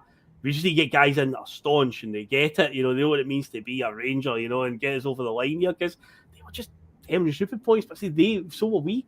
But Rangers go on like a 4-game winning streak while Celtic end up dropping some silly points. And then amongst this, we also get knocked out the Scottish Cup semi-final by Rangers. That was the one that had to get played at Celtic Park where they, because Hampden was not finished yet. But of course, Celtic and Rangers drew each other in the semi-final. And it was long before the days where they came up with the idea about playing at Murrayfield, because Murrayfield's been around for quite a time and it's always been a big stadium. But no, they played it at Celtic Park, but it was a 50-50 split in the stadium. But yeah, we got beat that day. Alberts and McCoy scored. Cheers, Stevie. Thanks a lot, mate. No, he's no sacked. He's definitely no sacked at all. The bus can't even run without him. It's his name is on the bus. We can't even do that. But I Celtic, Celtic obviously, free speech, he's a topical at the moment, but a free speech there. But I say Celtic have dropped silly points. They draw with like Hearts 0-0 at Celtic Park. Say Rangers go on a 4-game win streak, but then again it gets blown wide open. Rangers got up to Prodigy and Stephen Glass scores a winner, which again lets Celtic back in because we end up beating Motherwell 4-1. So it comes down to the point now there are 3 games left to go. History now awaits. Hearts have now fallen away. I say about 4 or 5 games to go. Hearts pretty much were out of it after dropping some silly points to teams like St. Johnstone and stuff like that. So now we're here. We've got 3 games to go in front of both teams. And this is it. It's make or break for both of them. So this is the big climax of the season, the moment that we're all building up to. This is it. So stopping the 10. Say history awaits. So in front of Celtic, it's a 36 game. Is it? It's 36 game season with where there's only 10 teams in the league because we don't have 12, so they play each other 4 times. So it's 36. So the third last game of the season, Celtic faced Hibs at Celtic Park, where Rangers had to travel to Tynecastle, and Celtic are the first ones to blink in this battle. They draw 0-0 with Hibs, which allows Rangers to close the gap to 1 point by winning 3-0 at Tynecastle. But it's the second last fixture that is the one that really, really blows it open, because there was a referee. His name's got a know Mark's mentioned this one before, this anecdote. So for the benefit of those that don't know it, a referee by the name of Bobby Tate, and he was retiring at the end of the season. And he'd actually, unreal. requested to the SFA that he gets one more run out at Ibrox before he retires. Now, going back to what Sean Barlow asked earlier, this is before the days when the fourth official would tell you what amount of stoppage time's getting played. So Rangers are playing Killie. We're playing Dunfermline on the Sunday up at East End. So Rangers are 0-0 in the 90th minute. They need to win this game to go top of the league before Celtic play on the Sunday. It's goalless draw at the moment. And gets to 90 minutes, it elapses.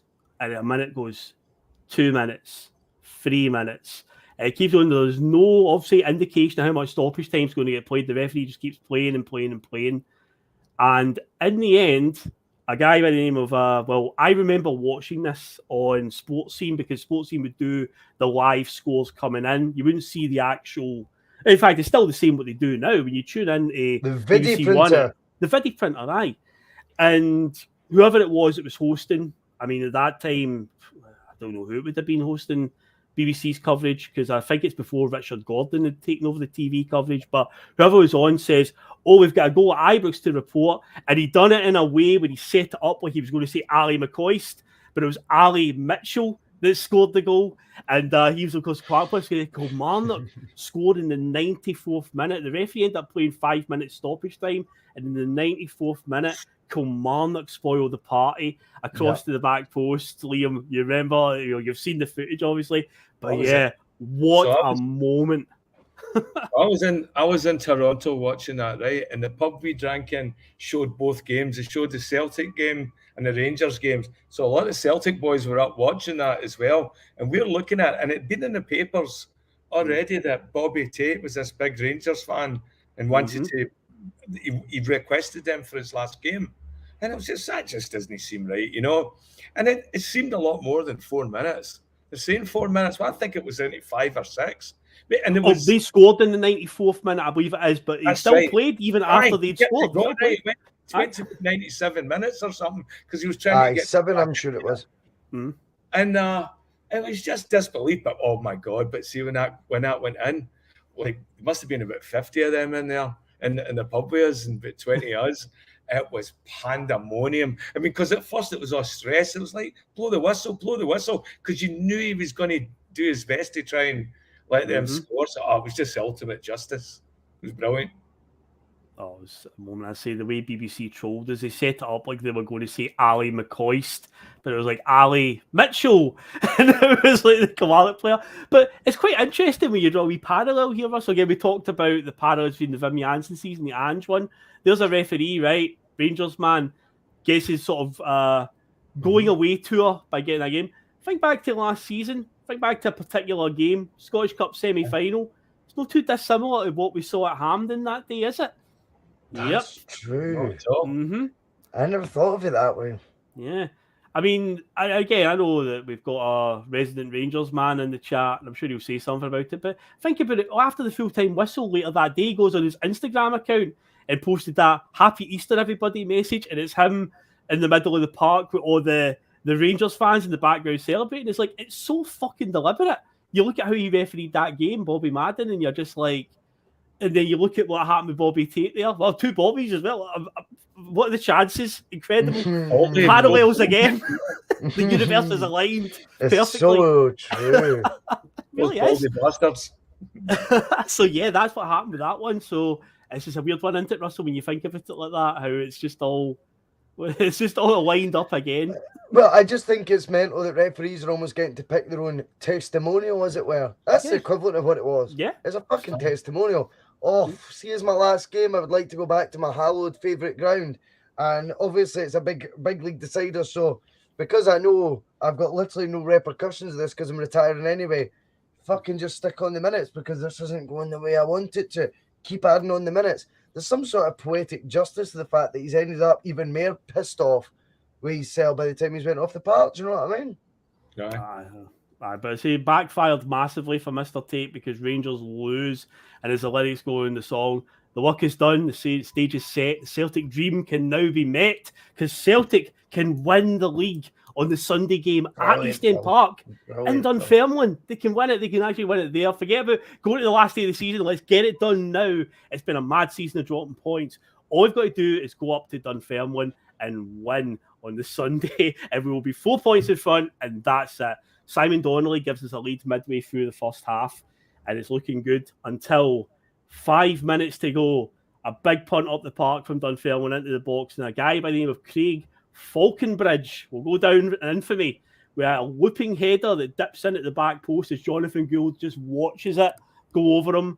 My heart absolutely sunk in that moment because it was that close to just being over the line. It's like, I know we've waited so long for it, and you could say, well, what's one more week, I guess, but what was on the line? It was just like, you kidding me? We've come this far, that close to the title, and 5 minutes to go, we throw it away, and it means that we'll now go down to the last day of the season. Liam, how were you feeling when that one went in and the full-time whistle went? Oh, devastated, because again, we were getting the slagging back for the other half of the pub when that went in, Yeah. So for everything we were giving out, the game before, we were getting it back double this time. I could just set it up, didn't it? I mean, I was devastated. I thought that was it. I thought it was done.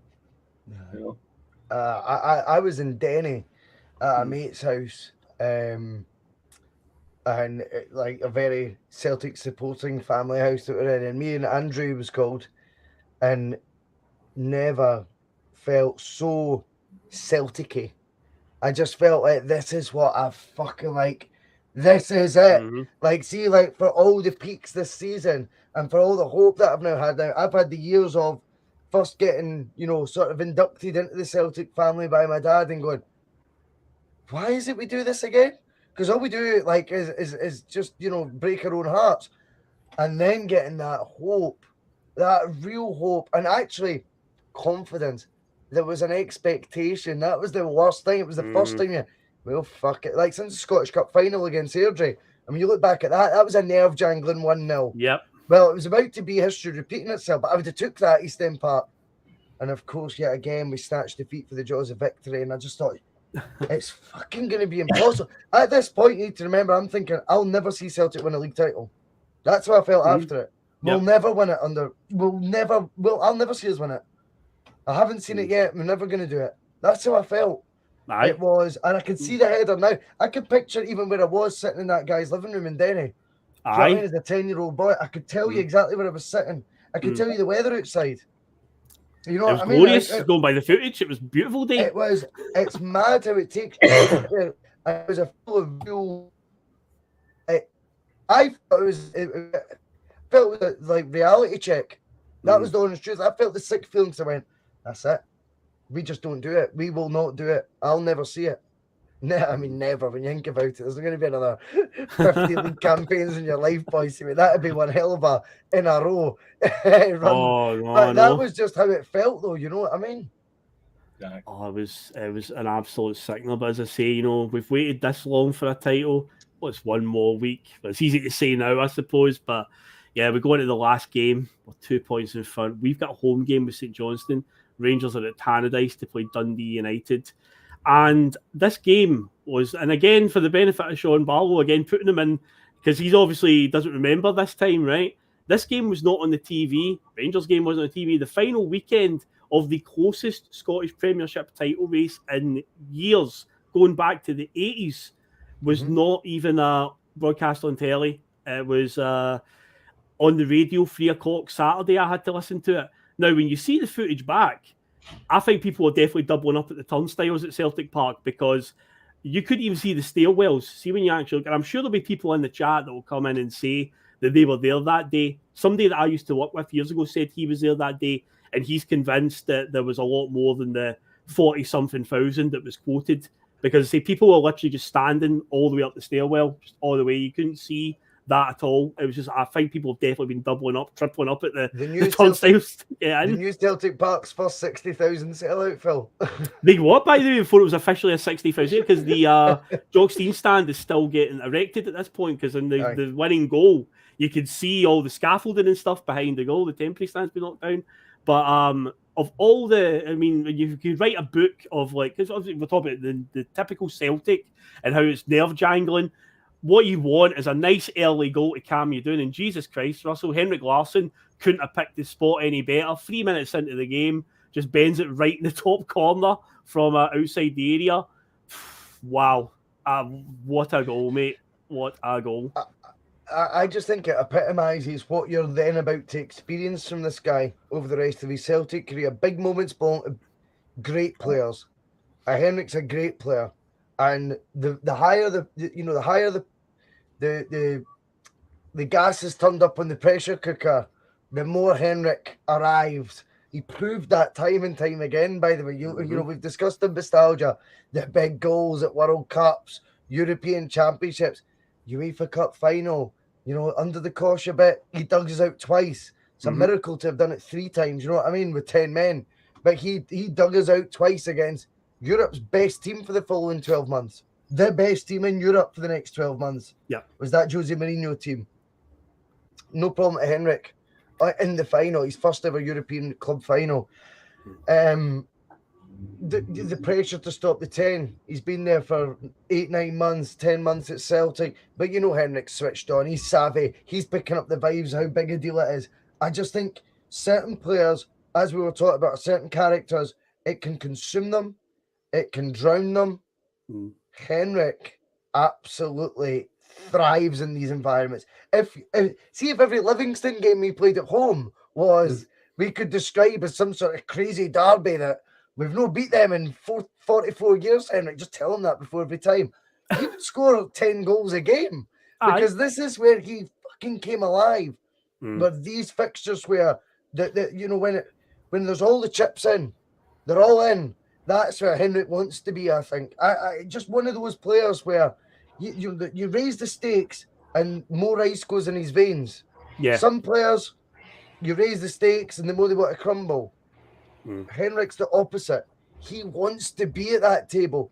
I always feel there's a bit of him that was bitter about the fact he'd arrived at Celtic for just 650 grand, having flopped at Feyenoord. I think by 26, he probably had projected his career to be above where it was. I think he was bitter about that and frustrated. And the one thing you don't do is annoy the King of Kings, as we found out over time. Don't piss him off. And I always think he played with a bit of that bitterness. And then I think he showed his loyalty at Celtic because he went, well, if it weren't for you, I could have been the one in the doldrums, and you'd have been in the doldrums as well. Yep. You know, as I said that an hour and a half ago in the show, for me, Celtic's real, sort of coming of age and suddenly being back at a level Kilo Rangers was triggered by Henrik's arrival as opposed to Martin O'Neill's. I think Henrik changed the attitude. He could do things with the ball their players couldn't. It's a big weapon to have. And he does it with that style. He has that unusual look. So everything he's doing is getting that wee bit more magnified. But I also think quality comes to the top. And I think they knew we don't have a fucking player like that. As I said, they're scraping that season for Gordon Juries to come back in the fold. Ali McCoist in the second half of the season at 34, 35 years old back in the fold. We've got this guy, Henrik, with blonde dreadlocks, who is just playing football with this different sort of silky style. He's playing a different game. He's playing a different fucking sport, let's be honest. And as I say, I go back to it, the next year, a transitional year, because Wim's dropped the ball at the end of the season. Joseph Engels comes in, unusual appointment. Rangers spend another absolute mountain of money on Newmans, Van Bronckhorst, etc. So, not only the money we've just spoke about there from Serie A 97, in 98 they go to Holland with Dick Advocaat, because the only reason they could get Advocaat was spend fortunes. Even then, during that season, we get a 5-1 win, a big landmark win. Henrik scores 2. The next year after that were 9 games, 9 wins in the league, I think it was. And then he gets injured in Lyon and the season goes off the rails. Then after that, with dominance. Okay, they won 2 league titles on the last day of the season. But don't kid yourself on. That tells, in fact, 1 on the last day of the season because Henrik left in 2004. I think it's Henrik's arrival. You've really seen that landslide shift. He changes too much of what Celtic did for that not to be recognised. He's as I said earlier on, he definitely, a player like that in your squad can only galvanise everybody around them. and it made everyone else better because he was just so ahead of everyone else. I will not have anybody else tell me that there's been a better foreign player to play in the Scottish Premier League. No one thinks that, really. As good as they can say about Brian Laudrup this and Brian Laudrup that, no, it's just. By the way, go have a look at how Brian Laudrup did in the 97-98 season for Rangers. Exactly. Yeah, Shite. they weren't happy about him agreeing the deal with Chelsea in advance. Well, apparently he'd agreed it with Ajax. Oh, Ajax, it wasn't any. And then he agrees to go. But see if you actually look at his record that season, when it came to the crunch to win 10 in a row, he was shite. He was. He had his worst season at Rangers by a mile. Again. Just when they needed them. Is that pressure thing that just takes over folk? Who knows? Right. But Walter admitted midway through that season he wanted out. Laudrup midway through that season, I'm away. Something about the 10. Folk don't like it. I mean, you think about it now. A minute ago, there was a comment there I've seen about the St Johnstone game being a nerve shredder. Do you remember Georgia Boyle missing one right on the goal line? I was relieved when they took him off. He went off with about 10 minutes to go, and I remember it was just a collective sigh because it was the same one. It was nearly the same as that Falconbridge scored against us, and it was like, oh no, again. And he always looked dangerous against us. He was like Landon Dykes sort of thing. He like imposed himself on their fullbacks, and he gave him a rough time. And he had talent as well. He was a good player. Yeah, you know, he liked a bit of rough and tumble. Georgia Boyle, I know you're talking. I remember him. So I was he went off because you're right. He was a fright. Because it was news we came through that Rangers are winning at Tannadice, so it's like we can't blow this now. But luckily, everything was fine in the end. In the 72nd minute, Tom Boyd gets on the ball, plays a lovely pass right up the right wing, and it's the pass kind of bends inward and doesn't go out for front. It comes right in the path of Jackie McNamara, and he puts a great ball across the edge of the 18-yard box. And the much maligned Harald Brattbakk, because let's be honest, since he joined, his goal record had been a bit sketchy. He'd had a few dodgy moments missing. Particularly, there was a sitter he missed at Tynecastle, pretty much right on the goal line, skying over the bar. So he had a bit of a rocky start, but he was on the end of it, and he made no mistake this time, guys. He put it away, put us 2-0 up, and that was it. And we were on the way to the title. And the same when the full-time whistle goes, I believe it was a young Kenny Clark, the referee, goes over. Tom Boyd's about to take a free kick, and he goes over and picks the ball up and blows the whistle, and he gets off the park because he knows what's coming. He can see in the stands what's about to come. He runs off the park, but the relief, especially on somebody like Tom Boyd's face, who was Celtic through and through, been at the club for all those years and had very little success. He's absolutely elated at that full-time whistle. The outpouring of emotion, the fans just pile on the park, and then of course we get the famous smell the glove t-shirts as well as they go up to lift the trophy. But the most important title in Celtic's history, guys. It's up there. I mean, you're trying to consume this at 10 years old and understand the gravity of it, etc. I'd watched the game 10 years old and I had a girlfriend, fuck me, but I'd watched it at their house, right? And then I've came home and my dad, I mean, he was like fucking had like hairy chest like Austin Powers, my dad, right? Honestly, do you know what I mean? Like he was short and stocky, I'm skinny, and he was like he did weights and all that carry on, you know what I mean? Unlike me. And like I've got to the door and he's swung it open and he's got no top on and a bottle of champagne in his hand. He's just like, put the champagne down, just pick me up, and just was like squeezing, you know what I mean? Be like, oh, your back's cracking. You have to right down. I was like, what the fuck? And Mum went, oh, you've no idea. So our next door neighbours and my best pal, we went to school together, was next door, semi-detached house, staunch, right? Staunch. Dad had been over in their front lawn pouring said champagne all over his head with no top on and everything, right? Which was very unlike him. He had got totally carried away, and I think then you started, like, I remember at first being like, whoa, you need to chill out, mate. And then I look back now and I really do think that is why it was so much. That is why it could be the most important title ever. My dad had lost, very quiet, my dad, out with the house. Do you know what I mean? Loud in the house, but out and about in public, not his demeanour at all. You know what I mean? Unlike me, I don't give a fuck where I am. I'm the exact same. He would be a different sort of personality out with the house. And that day he's just lost all his shit. But the reason is, I think because of the absolute gigantic enormity of what has been done and the relief that's oozing out, and it's just madness to think. See, when I look back, he was like a man possessed when I came home. It was like, I don't know how to describe it, but all those years of pain were definitely being exercised in that moment in time. And I think, I often think to myself, you know, if my dad had still been here, I would love, like, or did you ever think, like, see if he could come back for a day? I would love to say to him, you'll not believe that they died. He'd be like, what? I'm like, sit down. They died, right? And we won fucking 9 in a row. He'd be like, what? Like, do you know what I mean? I would love that moment. But the moment he has is the stopping the 10, seen us in the UEFA Cup final. And, you know, by 2009, it was sort of a 2-horse race by then. It was very much 2 titles that way, 1 in a row, 2 in a row. You know what I mean? It was very much sort of halfway house, which was a big step forward from his years of, like, see the age I am, I'm 34 right now. When my dad was 34, that was the 97-98 season. So the same age as me right now. So he was a 34-year-old man then. Do you know what okay. I mean, he turned 35 in the summer of 98. So it's quite funny when you think about it. It's the same. We're the same age, and I'm like trying to work that out. If we'd not won in the last 10 years, very much out like Bob McBob must be feeling right now. You know? I don't know how he felt a couple of years ago, but I know that's a good dig, but it's actually true though as well.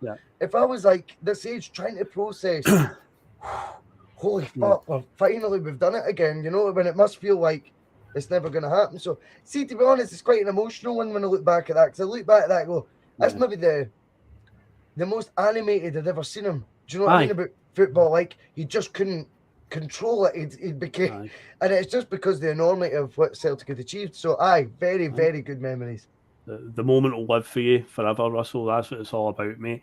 Now, here's a question from Sean Barlow again that came up about smell the glove. Where's it come from? Now, this is what I have heard, and this is one of these ones that I remember there was an interview that a few of the players did, and they were asked about it. And I think Jonathan Gould was like, it's just an inside joke between all of us, and never elaborated on it. But the story that I've heard, it could be like Chinese whispers, is after we get beaten a game by Rangers the season before, Andy Gorham's meant to have walked by the Celtic dressing room and threw one of his gloves in and went, smell the fucking glove. That's the closest you'll ever get to the title. Is that the story that you guys have heard as well? Aye. Fair enough. That's what I thought it was, and that seems to be the story because he was quite used to lifting the title. Let's be honest, at that point. But it was finally over.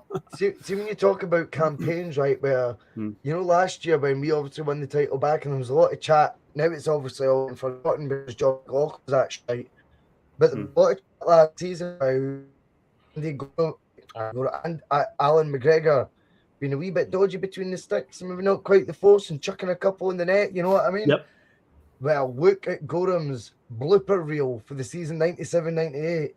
And fuck me. Oh, there's a few, all right. I mean, he's trying to take defenders on, getting skint, but it's costing them points. Definitely, there was a reason next year.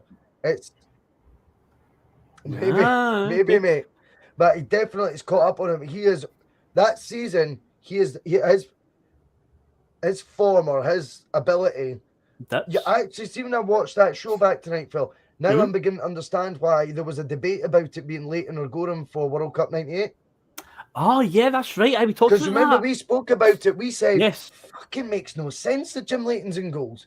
No, like I went, it was Gorham at 96. So surely the older guy doesn't get back in for the later tournament. Look at how much Gorham fucks up during 97-98. See, when you think about that, you're going, and Craig Brown, I think, would have lent towards the Rangers goalkeeper, preferably, to be honest. So it tells you his form has dipped big style. Now, it's not, I'm not saying he was a bad goalkeeper all round. Of course he wasn't. But believe you me, he has made a lot of errors that campaign. A lot of errors. And he is not the same keeper that we accustom ourselves with in the Tommy Burns era. Yeah. He has dipped big time. And actually, based on Liam, what I've watched in that season review, I'm now of the mind that there really was a decision to make for Craig Brown between a 39-year-old Jim Leighton at Aberdeen and, you know, the goalie. Well, if you look at the 97-98 form, he's a big factor of why Rangers are dropping points. Unhealthy lifestyle catches up with you. right? True. Yeah, that's a fair shout. Aye. I mean, also the pressure as well. He probably had that pressure on because he's closer The to emotional part side. of the fan Yep. base than other people. That we've been shown that as well. I think I like to say it's a lot in that about the pressure, especially on the homegrown players that understood it as well. And they still had quite a bit at that point. The people. They should have stuck Anthony Emmy in goals because after all, we know he's not finished. He's only 28. They could have stuck him in goal because they had him at that point. They just signed him. He was another one of the summer signings. He was, but he was the firmly number 2. Now, of course, final word. So, Liam, as you know, Celtic in the 90s, it was always like we would do something good and something bad would just be around the corner. And see, this season, we've won the league. We've finally done it. We even got one of the cups as well as a bonus. And I say you're fine off and delighted disorder. So, Liam, what was your initial reaction when a few days after the season, Wim Jansen left Celtic? Now, you said at the start of the show, when we talked about the Jock Brown appointment, I just hope that he doesn't, obviously you were foreshadowing it the way you said it was like, I just hope he doesn't get involved in football matters. That was a storyline throughout the season. A couple of times, Jock Brown had to call press conferences and basically nonsense these rumours that there was a rift between him and Jansen. And I remember around about the last game of the season, there was talk and newspapers and stuff that all wasn't well at Celtic. But after winning the title, you think, surely not. A couple of days after the season was over, Wim Jansen leaves. We've just won our first title in 10 years. We look like we're going places. And now we're back to square one. Wim Jansen leaves. Liam, what were you feeling at that exact point in time? Absolute shocker. I mean, I wanted to go to football the next weekend, from one weekend to the next weekend, go back next weekend and rub it in all their faces, right? All the Rangers and other supporters that I played football with. Didn't even get that. Because, you go there, I'll see you guys have pushed the self-destruct button again. And as for it, it felt like it was like 2 steps. Was that 2 steps forward, 1 step back? I think it was 1 step forward, 2 steps back. And it was just back. Like, oh, where are we going here? And then the biggest thing is like, we're starting to see this star in Larsson emerge as well. Oh no, will he go with him? Is he happy? Because you didn't know all that then as well. He was a big integral part of Larsson. Yeah. So father figure, all that sort of stuff. So all of a sudden that's in your head. It's like, oh no, is this going to be another, we're going to self-destruct again this summer? So, but the thing was with him, he'd kind of made it clear from the moment he signed, it's just a 1-year deal. Yes, and Jock Brown had said, this is really weird. Like, why is he being like he said he was quite blunt. Mm-hmm. I don't remember that being the story. I thought I was quite shocked when he left. We knew there was he wasn't on a long-term deal. He'd never signed a long-term deal. He didn't, no. He didn't sign a long-term deal initially. And that was where Jock Brown, I'm going back to the pod I was listening to, and he was sort of saying we were getting ants in our pants towards the end of the season. Like, what's going on here? Because basically, I think what had happened was the media, you have a media obligation that you need to speak after the match. The manager has to speak. And Wim was basically refusing to do so. So the general manager would be that would actually appease the media obligations the club had. So Jock Brown was having to talk after matches towards the end of the season. And he was like, so basically he went, what the fuck is going on there? And Wim was slowly but surely checking out. There could be many reasons for that, by the way. It doesn't necessarily need to be the bad blood between Wim Jansen and Jock Brown as such. I'm not here completely defending Jock Brown on everything. Maybe Wim did think he was a pain in the ass. But when you look at it with hindsight, you go, he kind of delivered the players that Wim wanted. Was it maybe that Wim knew with Fergus at the top, it's not going to evolve. It's only going to be about staying at this level, because as much as Fergus is like comes over as the innovator, Wim would have been the same as any manager in the modern day. He would have said, I want money. I want more money. And he might have known, I ain't going to get more money. And there's only so many times that a lawsuit can be done to get a Henrik Larsson at a quarter of the price, I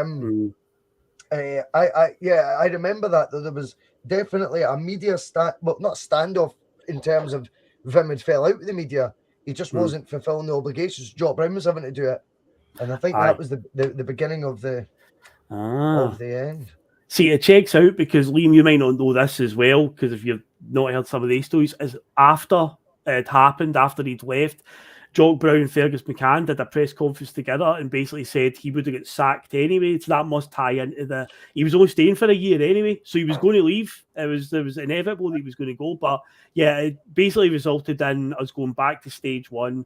And this brings up an interesting point. People are all going to talk about the 1999 season. That's for another episode. But there is an instant that does tie into this, and I want to get your opinion on this, because I'm always very much a context is key type of thing. Sometimes when you hear a story and just hear the black and white of it and you don't get the full context, it can sound a lot worse than what it is.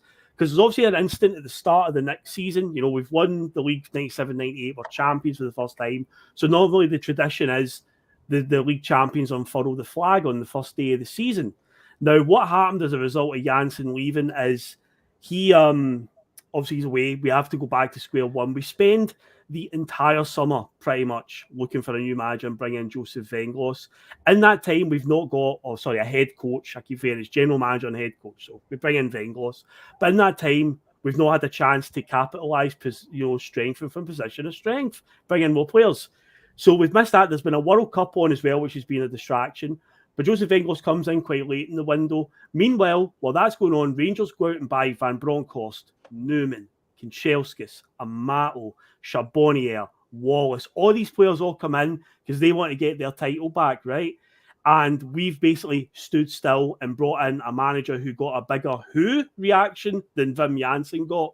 So Fergus McCann goes out to unfurl the flag and gives a speech, and he gets booed by the fans. Now, when people bring that story up, it's like Fergus McCann got booed after, basically getting us to the league title, and everyone hears that story and goes, "Oh, it's fucking terrible. Imagine doing that to him and after all the things he did." But in the heat of when you take the context of what had happened around about that time and then you apply it, it's like you can understand why fans were quite fucking angry, because we're in the strongest position we've been in a decade, and it feels like we've just pressed the self-destruct button, as Liam said, and they're just venting it at Fergus McCann because we don't know. The internet is not really a thing at this point. We don't know all the inside stories and all the rumours. We just see that Wim Jansen clearly has cited that Jock Brown and Fergus McCann were meddling too much in Yesssss, and over the city they're spending an absolute fortune, and we've done nothing, not brought in a single player, brought in a manager we heard of. So how do you feel about that, Russell, when you think back to that incident? Obviously, yeah, in hindsight, don't boo him because of what he did to save the club, but you can kind of understand that why fans were quite angry about what had happened at that exact point in time when they did boo him. I compare Fergus McCann with Gordon Strachan. Bringing you a lot of success, but doing it in a way where they're almost deliberately not endearing themselves to you. They're almost going out their way to be the fickle fucker. You know what I mean? When it's like, oh my God, you're making this so like, we could be doing better than that, Strachan. That's how I felt when he was manager so often. I know this isn't a Strachan show, right? But there was often times you thought, he's being stubborn. He's playing him because that's his favourite. And I think at times you're Fergus going, I know you're being financially prudent, but you're being overly prudent just to be a prick. Do you know what I mean? And I think they're quite similar characters where history looks very kindly on both of their very separate legacies, of course, but both of those legacies that they have in different roles, history looks very fondly on them. But at the time, they were both a source of frustration for me. Like Strachan's record, I look back at now and I go, fuck, I hated him when he was in charge at Celtic. Yep. I used to look at every interview, go, oh, fuck off, you sarcastic shite, mate. I don't need it tonight. And I look back now and I go, he was actually downsizing the club. He was stripping assets and actually getting us more success in terms of Champions League anyway, than what the era before that we all fawned over did. Then you've got Fergus McCann, who was kind of, not just getting his money back, but telling you, I'm taking my profit as well at the hindrance of the team. But suddenly the team's competitive again and spending way more money realistically on first team players than it was in the era before. So you're kind of torn there as well. And yeah, I mean, I do get it. And then now folk want a statue, of course. For Fergus. Folk now want a statue, but you're right. In the peak of his powers, essentially, he was booed. when he's waving our first league title flag in 10 years, and he's been booed. It's unbelievable when you look at that. As what about yourself, Liam? What's your thoughts on that one? He was hard to like. He was really hard to like. He wasn't a football man, and you knew that as well. He was a fan, but he was a businessman, and he'd be the annoying guy sitting next to you in a pub. Imagine he wouldn't be fun to sit and watch a game with either, you know. And I heard that from people in the Montreal club that he was a prickly sort. I don't know, maybe it's just wee man syndrome. You know, it's like where they have to be more assertive and all that. Like sometimes Strachan, it was just, you know, he came out with the quips. The first couple were hilarious, you know, velocity and all that stuff. But then it was just, when it became, is that going to be like that all the time? All right, no, I don't fancy as much now, you know. And I think it was just doing it for the sake of just showing you who's in charge, you know. And but you know, that's what you have to be in business, you know. It's the guys that are pricks do really, really well. That's it. It's his way or no way. But it's a good thing that I just mentioned Joseph Venglos. That ties into next week's show because we're staying in this time period for next week's Bustalgia. Is another, well, we did the Chris Sutton one a few weeks ago. It is a player-specific episode, and it's all about Lubomir Moravcik. Wow, that'll be big. That'll do well. Who obviously the good doctor signed because, as I say, he came in quite late in the transfer window, so he had to. He was behind the. Well, Rangers with their spending, we had to kind of scramble some stuff together, but he did find us a little gem in October of 1998. Again, there was no transfer window, so you could sign players at any point in the season. And yeah, Lubomir Moravcik will be the focus next week, so I'm looking forward to doing that. But that wraps up the 97-98 season, stopping the 10. There we go. So I knew it'd be a good one. So before we head off, obviously we will do the trivia from the start of the show. Yep, remember that. So let's go back. Got one. So, good stuff. So, just recite the question just for the benefit of anyone that came in late. Tonight's question was: during this season, Harald Brattbakk scored 4 goals in one game against Kilmarnock. Can you name all the players who have scored 4 or more goals in a game since that Brattbakk one? So there's 5 Celtic players that have done it. Right. Gulliam. Is one Sean Maloney? One is Sean Maloney against Stirling Albion in a cup game in November 2001. Well done. Celtic won 8-0. Well done, Sean Maloney. Well done. Okay, Gary Hooper. Yes, against Hearts on the last day of the 2012 season, which we spoke about last week. I've got one. Okay. Henrik Larsson. Of course, Henrik Larsson scored 4 against Kilmarnock in a 6-0 win in 2001. Now we've got interesting ones here. I'm going to go Chris Commons. No, Chris Commons not. Plenty of hat tricks, but no 4s. I thought he might have got 4. I couldn't picture the game, but I thought he might have got 4. It's a good shout. All right, there's a weird one in it. There's a youth player or something that came up, and is it Cy Ferry? No, Paddy Lavery says Shane Duffy in the comments. Shane Duffy, yeah. So imagine, see if Cy Ferry had scored 4 goals for Celtic, we would still be hearing about it, no? It'd be called 4 goals, wouldn't it? It would be called open goal. It'd be called 4 What goals. about? That's right. What about Mark Viduka? No, a good shout. In that John Barnes era, Viduka was powering in goals. He scored 32. I am surprised that you've not got this other one quicker because you've mentioned that this guy is a real favourite of yours. Fuck. Oh, yeah. From the mid-2000s, you rate him really, really highly. I've heard you say it before on the show, one of our Bustalgia episodes. You were like... Connor's a shite, mate. What are you talking about? A shite? No, man. This one's a biggie, by the way. So... Honestly...